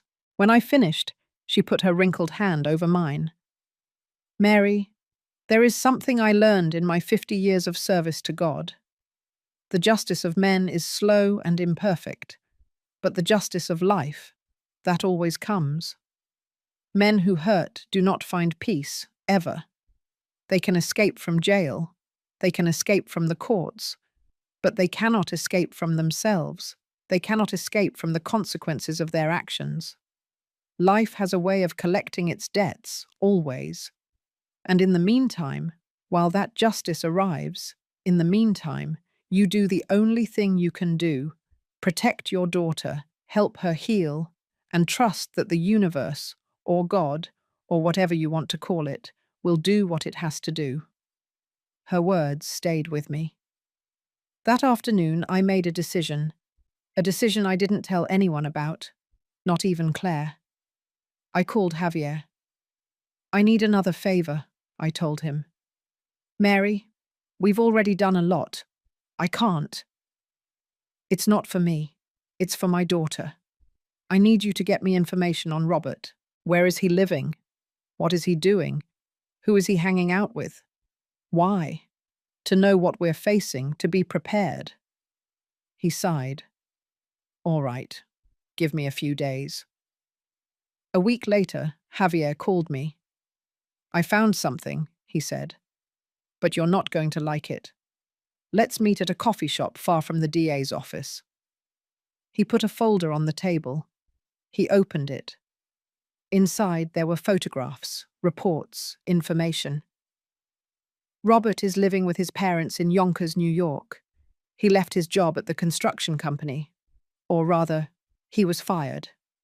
Some of his colleagues found out about the complaint and filed a formal grievance. They said they didn't want to work with an abuser. Good, I said. Although I didn't feel good. I felt empty. But there's more. He's frequenting bars, drinking heavily. And 3 days ago he had an altercation with a waiter. The police had to intervene. They didn't arrest him because the waiter didn't press charges, but it was documented. I looked at the photographs. Robert leaving a bar at 3 o'clock in the morning. Robert arguing with someone on the street. Robert with a wrinkled shirt, dishevelled hair, the face of someone who is losing himself. Is he self-destructing? I said. Yes, and that can be good or bad for you. What do you mean? That he can collapse on his own, or he can explode and do something desperate. I felt a chill. That night I sat with Claire in the living room. I showed her the photographs. I told her what Javier had found. She looked at them in silence. Her face didn't show triumph. It didn't show satisfaction. It only showed sadness. He's destroying himself, she whispered. Yes, part of me feels sorry for him. I know. Does that make me a fool? No, my love. That makes you human. You can feel sorry for someone and still keep your distance. You can wish him well and still protect yourself. She left the photographs on the table. Do you think I can ever forgive him? I don't know. But I do know that forgiveness doesn't mean going back. It means letting go. It means letting go of the weight of what he did to you. I don't know how to do that. No one does. But you try, one day at a time. The next day, I did something I needed to do. I wrote a letter to Robert. I didn't send it by mail. I didn't send it through lawyers. I simply wrote it, for myself, to close something inside me. It said, Robert, I am not writing to insult you. I am not writing to threaten you. I am writing because I need you to know something. You thought you could hurt my daughter without consequences. You thought you were untouchable, that you could control her, destroy her, and no one would do anything. You were wrong. Not because I am powerful, not because I have unlimited resources, but because I am a mother, and there is no more dangerous force in this world than a mother protecting her daughter. I don't need revenge. I don't need you to suffer by my hands, because life is already collecting its debt from you. You are already losing everything, your job, your reputation, your peace of mind, and you will continue to lose, because that's how it works. The pain you cause comes back. I am not going to pursue you. I am not going to look for you. But if you ever, ever come near my daughter again, if you touch her, if you threaten her, if you even look at her, I will use every contact I have, every favor owed to me, every resource I have accumulated in 28 years to make sure you pay, not with violence, but with justice, the real kind, the kind that cannot be bought, the kind that cannot be negotiated. Stay away, rebuild your life, get help, but leave us in peace, because we will not give you another chance. Mary O'Connell. I folded the letter. I put it away in a drawer, and I felt something I hadn't felt in months. Peace. That same week, something unexpected happened. I received a call from a woman I didn't know. Mary O'Connell? She asked, her voice trembling. Yes, who is this? My name is Danielle Osborne. The world stopped. Danielle, Robert's ex-girlfriend, the one who had filed a complaint and withdrawn the charges. Danielle, I said, trying to stay calm. How did you find me? A friend who works at the DA's office told me about your daughter's complaint, and I needed to talk to you. Why? Silence. And then, because I want to testify. We met 2 days later at a downtown coffee shop. Danielle was a woman about 35 years old, thin, with short hair and a small scar on her left eyebrow. She looked nervous, fragile, as if any loud noise could break her. Thank you for coming, I told her. Thank you for seeing me. I know it must be strange. It's not strange, it's necessary. She took a sip of her coffee. Her hands were shaking. When I found out your daughter filed a complaint, I felt two things, guilt and relief. Guilt, because I could have stopped him 4 years ago. If I hadn't withdrawn my complaint, maybe your daughter never would have gone through this. It wasn't your fault, I said firmly. You did what you could, and that's enough. She wiped her tears. I want to testify at the trial. I want to tell what he did to me, so the judge sees that this isn't an isolated incident, that it's a pattern, that Robert is dangerous. I felt a lump in my throat. Are you sure? Because it's going to be difficult. His family is going to attack you. They're going to say you're lying, that you have resentment. I know. But if I don't do this, if another woman ends up with him, and I didn't do anything to stop him, I couldn't live with myself. I looked her in the eyes, and I saw something I hadn't expected. Strength, resilience, survival. I told Claire about Danielle that night. She cried, not from sadness, but from something deeper, from understanding, from connection. I'm not alone, she whispered. I wasn't the first. I wasn't the only one. No, my love, you weren't the only one. And that's horrible. But it also means you're not crazy, that you didn't imagine anything, that it was all real.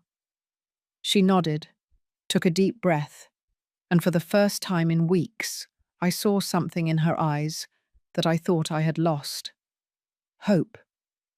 The day Danielle presented her complimentary testimony to the DA's office, Claire and I went to support her. We didn't go into the room, we just waited outside. All three of us together, 3 women who had been hurt by the same man. When Danielle came out, she was exhausted, but also relieved. "It's done," she said. "I did my part." Claire hugged her. "Thank you. Thank you for being brave. Thank you, because your complaint gave me the courage to come back." We stood there, the three of us, in the DA's office hallway, hugging, crying, releasing years of pain. And I understood something. Justice doesn't always come from the courts. Sometimes it comes from women holding each other up, giving each other strength, refusing to stay silent. That night, Claire and I ate dinner in silence. I made beef stew, the same one my grandmother taught me, the same one I taught Claire. The smell filled the kitchen, familiar, comforting, like an invisible hug. "Mum," Claire said, breaking the silence, "I want to go back to work." I looked at her, surprised. "Are you sure?" "Yes, I want to get my life back. I can't stay hidden forever." "What if he looks for you?" "Then I'll face him, but I'm not going to keep living in fear. I'm not going to give him that power over me." I felt my heart swell with pride. My daughter was coming back, but I knew something was still missing. Robert was still out there, free, waiting, and eventually he would try something. Men like him don't give up. They don't accept defeat. They always come back. And when he did, I had to be ready, but not with revenge, not with violence, but with something more powerful, with the truth, with patience, with the certainty that life collects its debts. Always. A week later, something changed. Javier called me. "Mary, you need to know something." "What happened?" Robert had another altercation. This time it was worse. He hit a man in a bar. The man pressed charges. And now there's an arrest warrant. I felt the air leave my lungs. "When?" "He was arrested this morning, and this time the judge didn't give him bail. He's going to remain in pre-trial detention until the trial." I hung up the phone. I stood there, sitting on my bed, my hands trembling. I didn't feel triumph. I didn't feel joy. I only felt relief. And something else, understanding. Sister Teresa was right. Life collects its debts, always. That night I told Claire.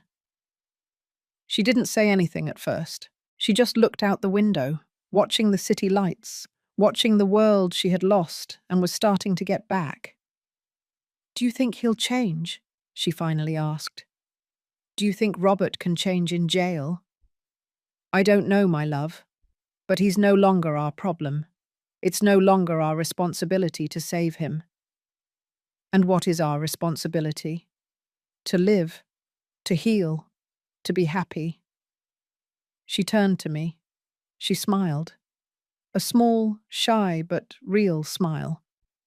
"I think I can do that. Me too." And in that moment, sitting in my living room, with my daughter by my side, I understood something. I didn't need revenge. I didn't need Robert to suffer by my hands. Because life was already doing it. His own decisions, his own actions, his own consequences. I only needed to protect my daughter and let the universe do the rest. Because sometimes the most powerful justice is not the one you impose. It's the one you allow to unfold. Naturally. Inevitably. Like the tides, like the seasons, like karma. There is something I learned in all these years. Life doesn't need us to ask for justice. Life simply delivers it. In its own time. In its own way. Without rushing. But without forgetting. 3 months passed since Robert was arrested again. 3 months in which, little by little, my daughter began to return to the world. First it was small things, going out into the garden, getting some sun, smiling when she saw birds, wearing colours in her clothes again instead of that permanent grey she had adopted. Then, bigger things. She called her old agency. She explained the situation. They welcomed her back with open arms. They told her she had been their best designer, that they had missed her, that her place had always been there, waiting for her. Claire cried when she told me, but this time they weren't tears of pain. They were tears of relief. "I'm going back to work, Mum," she told me. "I'm going back to creating." And she did it. She started slowly. From home, simple designs, logos for small businesses, illustrations for a children's book, covers for an independent publisher. But every design was a step. Every creation was a reclaiming of something she thought was lost. One day she came home with a huge smile. "Mom, look." She showed me her laptop. It was a book cover. A beautiful illustration of a woman with her back turned, looking toward a light-filled horizon. The title of the book was After the Storm. "It's beautiful," I told her. "It's mine. I designed it. And they're going to publish it. It's going to be in real bookstores." I hugged her, tight, because that cover wasn't just a design. It was a symbol of everything she had survived, of everything she had recovered, of everything she could still create. While Claire flourished, I followed the legal case closely. The trial was scheduled for June. The district attorney's office had enough evidence. The photographs of Claire's injuries, her testimony, Danielle Osborne's testimony, the medical reports, the history of violence. Robert's defense tried to delay everything. They asked for more time. They questioned the validity of the evidence. They tried to discredit Claire and Danielle. But something was changing, something no lawyer could control. Robert was crumbling from the inside. Javier kept me informed. He told me things that didn't appear in the official documents, things he saw at the preliminary hearings, things he heard from other officers. "Robert is not the same," he told me one day. "He looks haggard. He lost a lot of weight. He has deep circles under his eyes. And when he speaks, he no longer has that arrogance. He looks empty." Empty? Yes, like something inside him went out. Those words kept going through my mind. Empty. In jail, Robert was paying a price no judge had imposed on him. It wasn't the cell. It wasn't the hours. It wasn't the bad food or the cold nights. It was the loneliness. His family, who at first defended him tooth and nail, began to distance themselves. His father stopped visiting him after the second month. He said he had to take care of his health, that the stress was killing him. But the truth was something else. He was ashamed. Ashamed to have a son like that. Ashamed of the neighbors' looks, the gossip in the neighborhood. His mother kept going, but less and less. And each visit was shorter, quieter, until one day she simply stopped going. She sent him a letter. Javier told me Robert read it and cried. It said something like, "I can't keep turning a blind eye anymore. What you did to those women was wrong.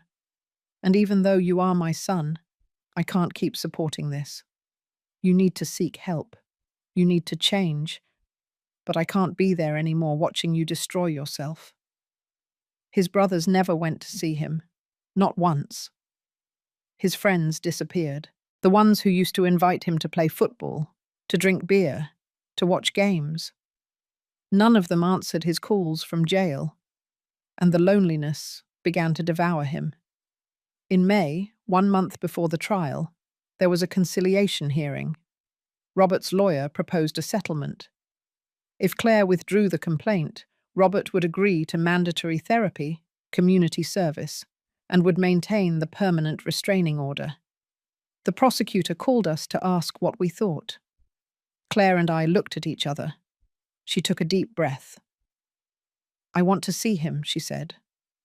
"What?" "I want to see him. Before I decide. I need to look him in the eyes." The prosecutor arranged a supervised meeting in a small room at the DA's office, with guards present, with cameras recording everything.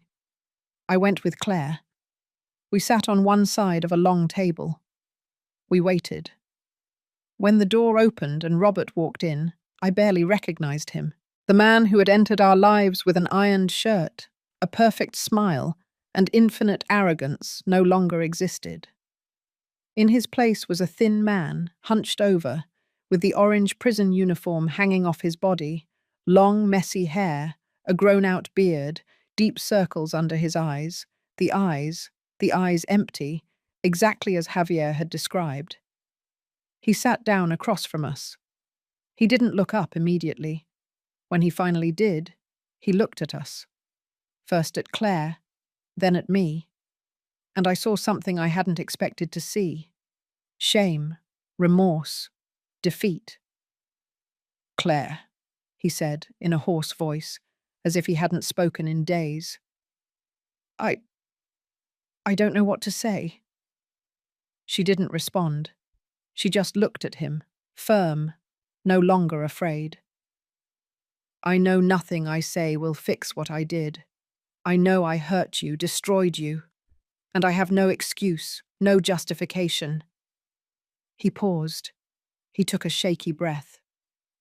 "I was so lost, so angry at the world, at my job, at myself, and instead of fixing it, I took it out on you.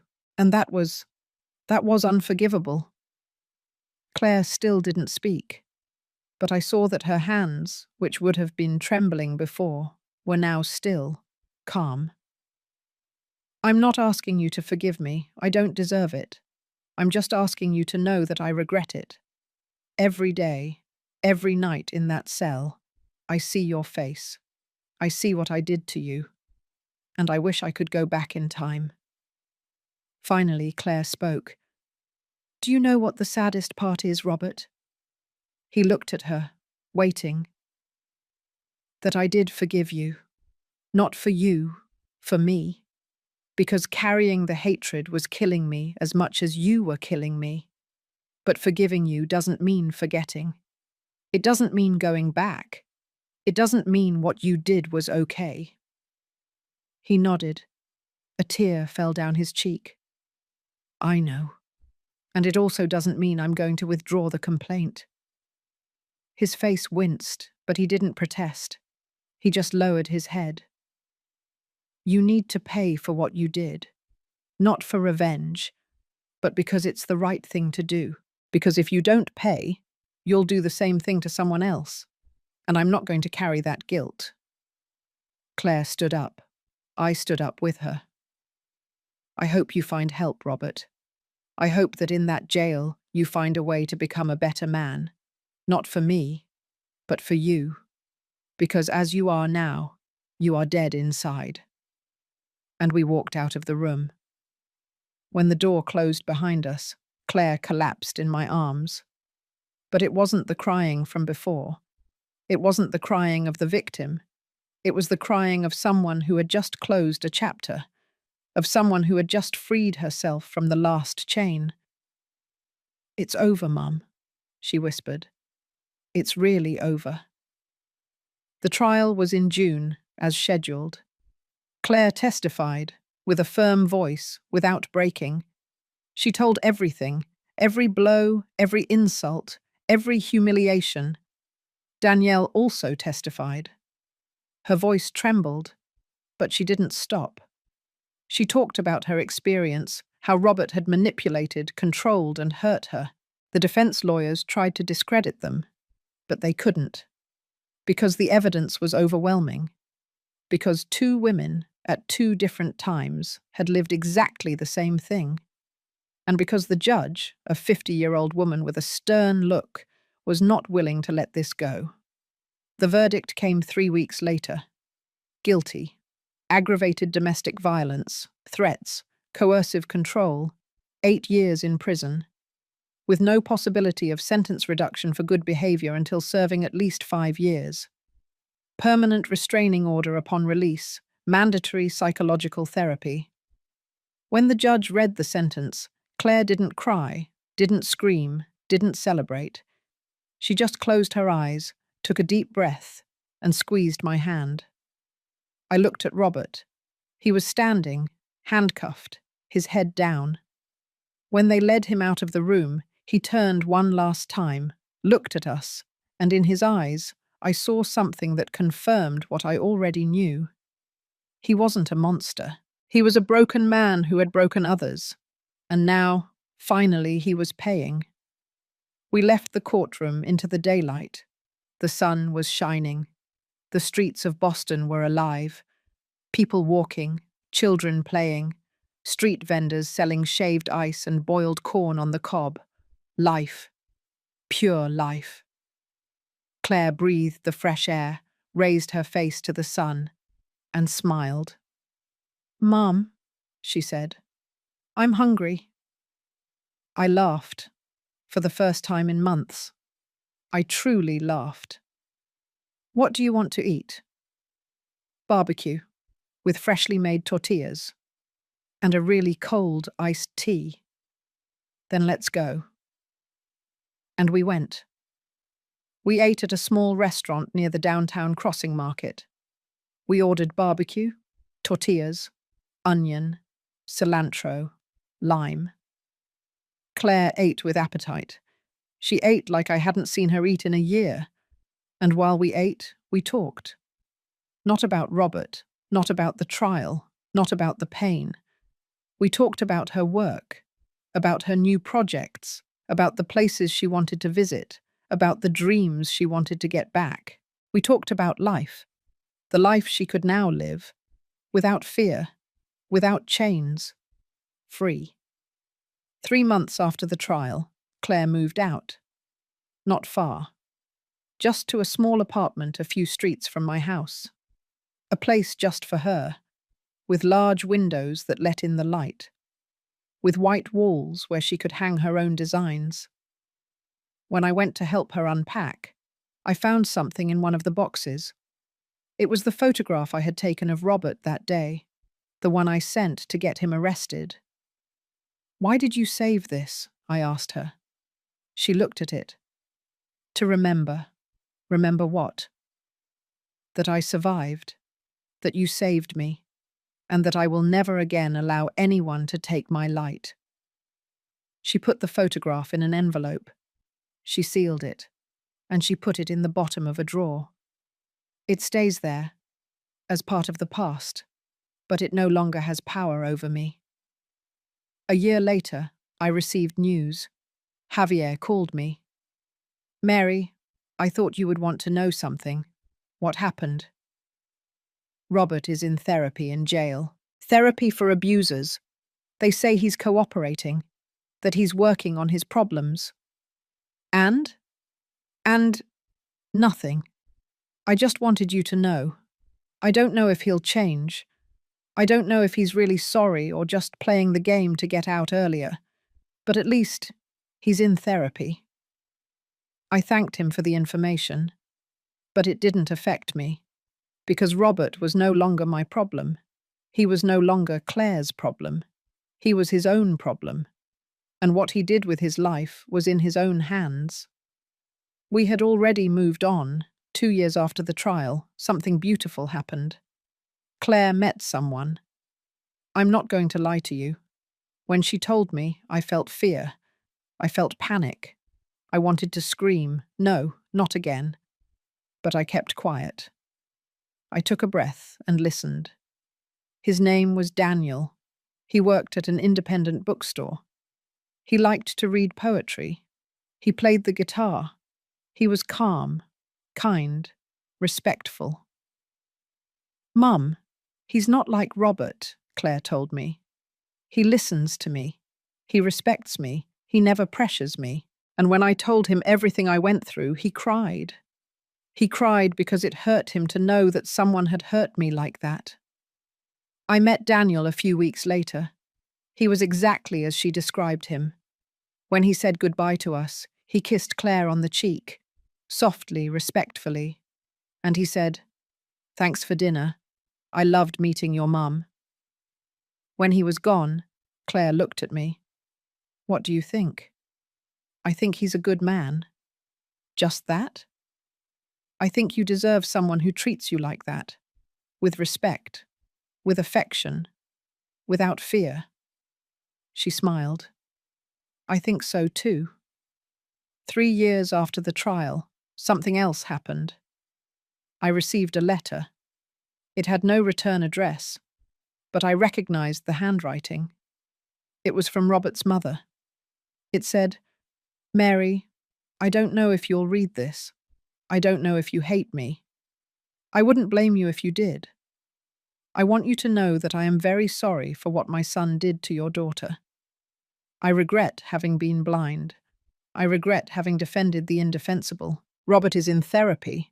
He is trying to change. I don't know if he'll succeed, but at least he's trying. I am also in therapy because I realized that I failed. I failed as a mother. I failed to see the signs. I failed by raising him to think that men could take out their frustration on women. I am not asking for forgiveness. I know I don't deserve it. I only ask you to know that your daughter was brave, that the two of you were brave, and that because of you, my son is finally facing what he did. And so am I. Thank you. Susan Spencer. I read the letter twice. I put it in a drawer. I didn't reply to it because I didn't have to, because that letter wasn't for me to give her peace. It was for her to start finding peace for herself. And then, 4 years after the day I took that photograph, I received a call that closed everything. It was Javier. Mary, Robert had a collapse in jail. My heart stopped. What happened? It wasn't anything physical. It was emotional. He had a crisis. He tried to hurt himself. They put him on psychiatric watch. He's very bad, Mary. I felt something strange in my chest. It wasn't satisfaction. It wasn't joy. It was sadness. Sadness for a man who had everything and lost everything because of his own decisions. And what's going to happen to him? He's going to continue intensive therapy. They say he's finally confronting the damage he caused, that he's finally seeing what he really is. And that's good? I don't know. But it's the beginning. Maybe. Who knows? I hung up the phone, and I sat there, in my kitchen, with a cup of coffee in my hands, thinking about everything that had happened, about how life collects its debts, about how justice, sometimes, doesn't come from the courts. It comes from natural consequences, from karma, from the universe adjusting balances. Was someone you love ever called crazy for asking for help? Did you see that same emptiness in the eyes of the person who hurt her years later? Life always collects its debts. Always. You don't need to take revenge. You don't need to take justice into your own hands. You only need to protect yourself, walk away, and trust that what someone sows, sooner or later they will reap. Tell me if you've seen that. If you've seen how life settles accounts when we have already let go. Because in the end, the most powerful thing you can do is not destroy the person who hurt you. It's to rebuild yourself. It's to live well. It's to be happy. That is the best revenge. That is true justice. They say time heals all wounds. And I used to believe that was a lie. But now, 5 years after that afternoon when I took that photograph, I understand that it's not about healing.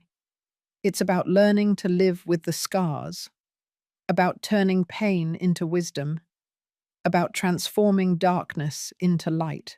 Today is Sunday. Claire is sitting in my garden under the pecan tree my mother planted 30 years ago. She has a laptop on her legs. She's working on a new design. From time to time, she looks up, looks at the sky, smiles. Daniel is with her. He's making her lemonade. He gets her a blanket when the wind blows. He kisses her on the forehead before going into the house to get the plates for lunch. And I'm here, in my kitchen, preparing meatloaf. The same meatloaf my grandmother taught me to make. The same one I taught Claire. The one she now wants to learn to perfect so she can teach it to, well, to whoever comes next. Because yes, Claire is 3 months pregnant. It's a girl. And when she told me, I cried. Not from sadness, but from something I can't explain in words. Because my daughter, who was so broken, who was so close to losing her life, is now creating a new life. And that is a miracle. A few days ago, Claire and I were talking about what to name the baby. I want to name her Mary, she told me. No, I immediately replied. Give her a name that is only hers, a name that doesn't carry my history or yours, a clean name, new. She looked at me with those honey-coloured eyes that now shine again. And what name do you suggest? I don't know, but when you see her, you will know. Just like I knew your name was Claire from the moment they put you in my arms. She smiled. Claire means bright, right? Yes.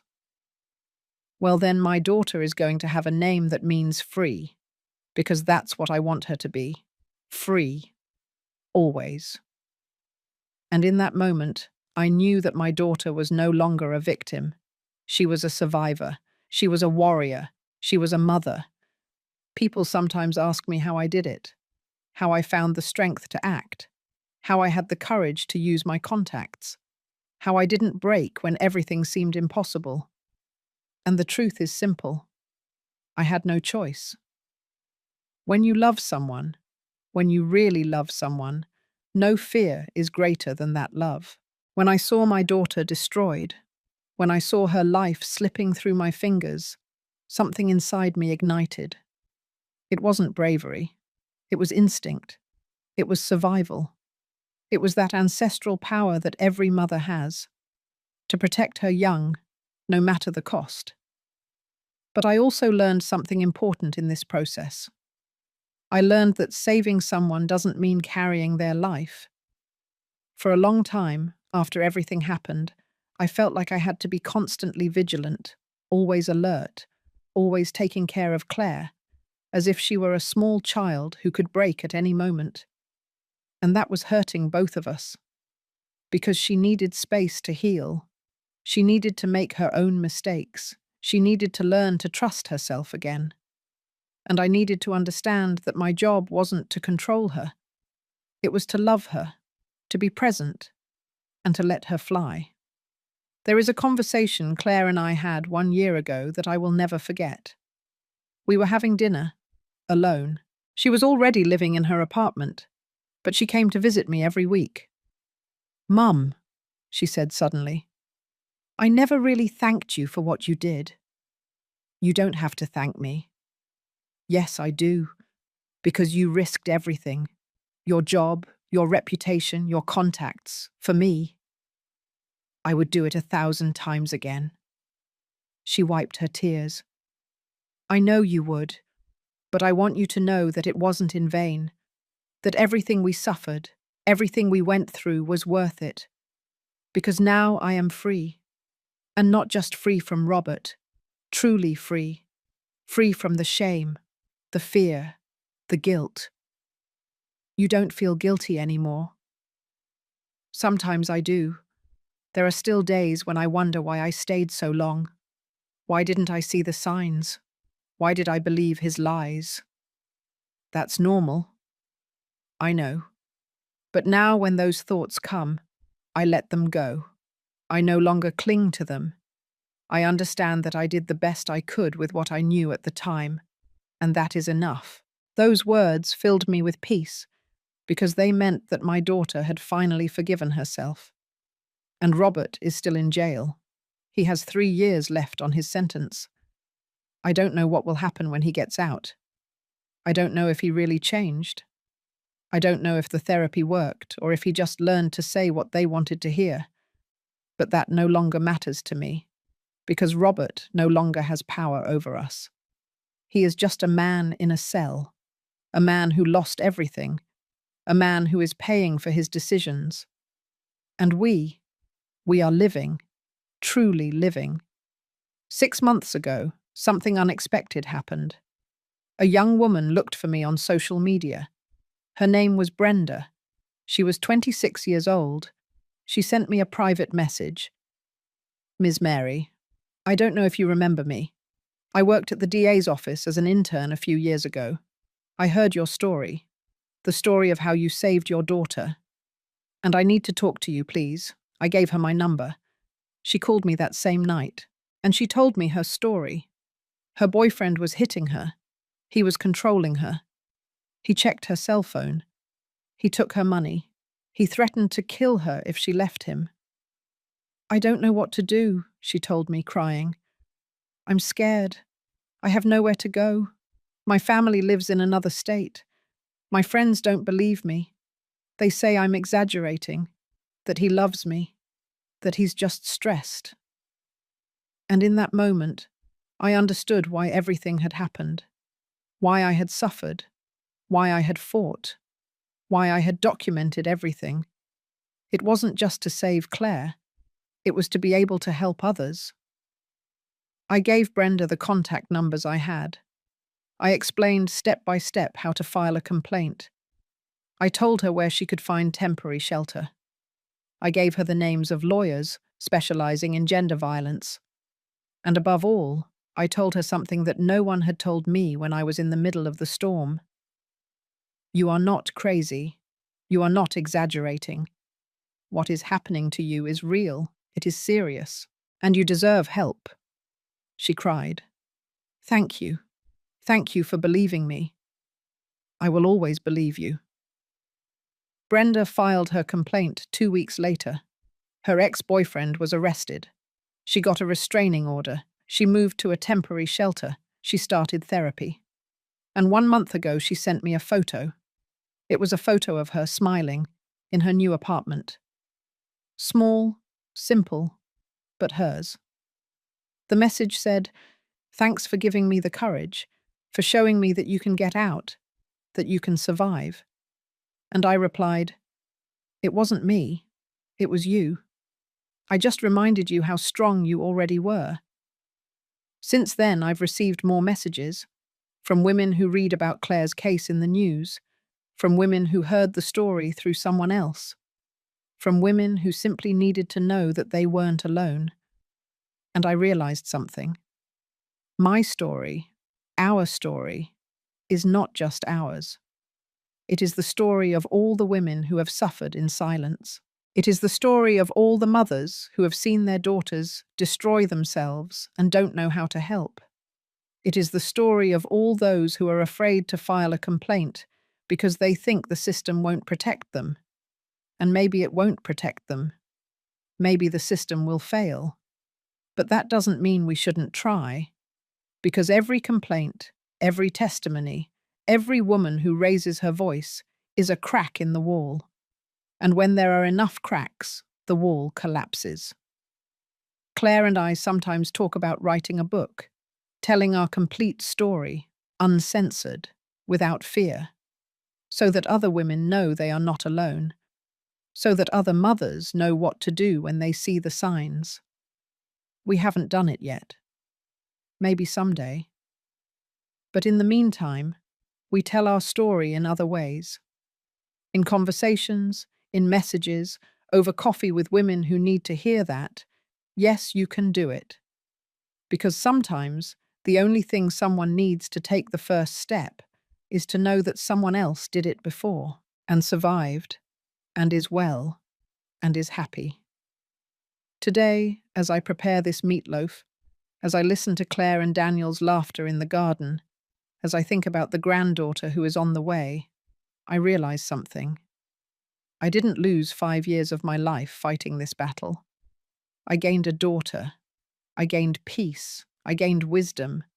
And I gained the certainty that a mother's love can move mountains. It can break chains. It can change destinies. If you are listening to this story and you relate to it, if you see something of your own life in my words, if you are afraid but you also have that feeling that something is wrong, I want you to know something. You are not crazy. You are not exaggerating. It is not your fault. And yes, you can get out. Maybe not today, maybe not tomorrow, but you can. Seek help. Talk to someone you trust. Document everything. And when you are ready, take the step. Because the life that awaits you on the other side of fear is beautiful. It is free. It is yours. And if you are a mother, if you are watching your daughter, your sister, your friend, change. If you see signs but don't know what to do, trust your instinct. Don't keep quiet.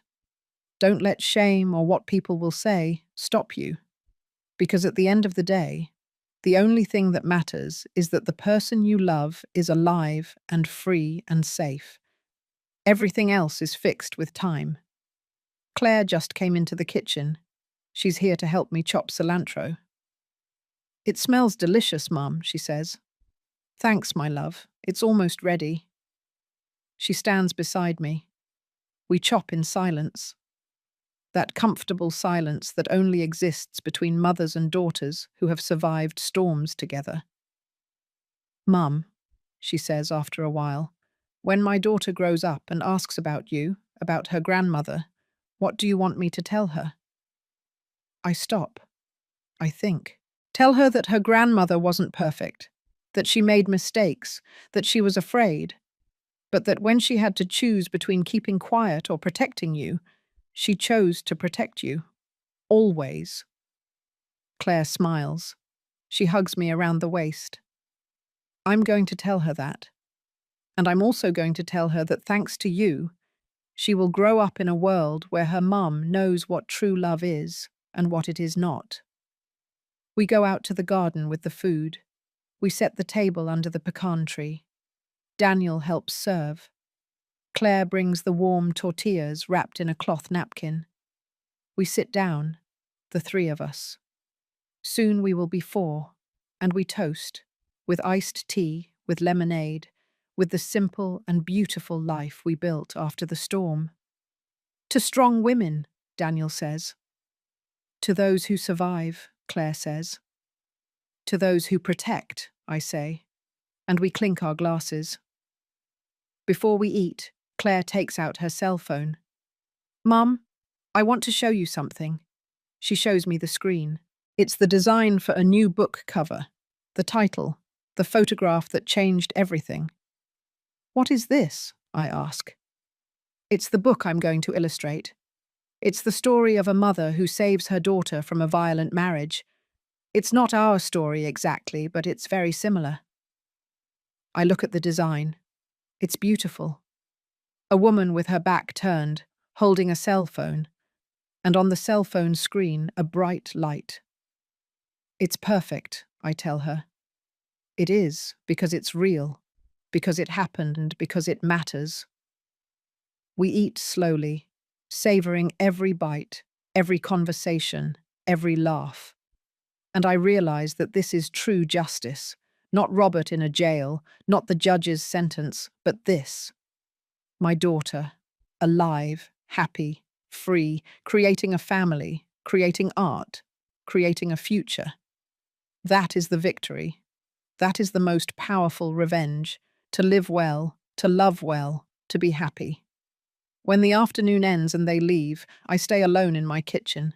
I wash the dishes, clean the table, turn off the lights, and before going to sleep, I open the drawer of my dresser.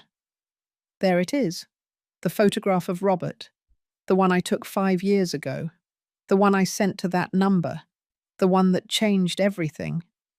I look at it one last time, and I tear it up into small, unrecognizable pieces, and I throw it in the trash, because I don't need it anymore. I no longer need to remember that moment. I no longer need to remember the fear, because I have more important things to remember, like Claire's laugh, like the first cry of my granddaughter when she is born, like the peaceful mornings, the family Sundays, the nights without fear. That is what I want to take with me, not the darkness, but the light. And now, as I tell you this, Wherever you are listening to me, I want you to know something. If my story helps a single woman open her eyes, it will have been worth it. If my story gives a single mother the courage to act, it will have been worth it. If my story tells a single person that they are not alone, it will have been worth it. Because in the end, that's what life is about. Not taking revenge on those who hurt us, but helping those who come after us, reaching out a hand, saying, I went through this too, and I survived, and you can too. Thank you for listening to me until the end. If this story touched your heart, share it with someone you love. Sometimes a story like this can change an entire day. It can save a life. It can be the push someone needs to take the first step toward freedom. Subscribe and hit the notification bell to hear more stories of women who transformed their pain into wisdom.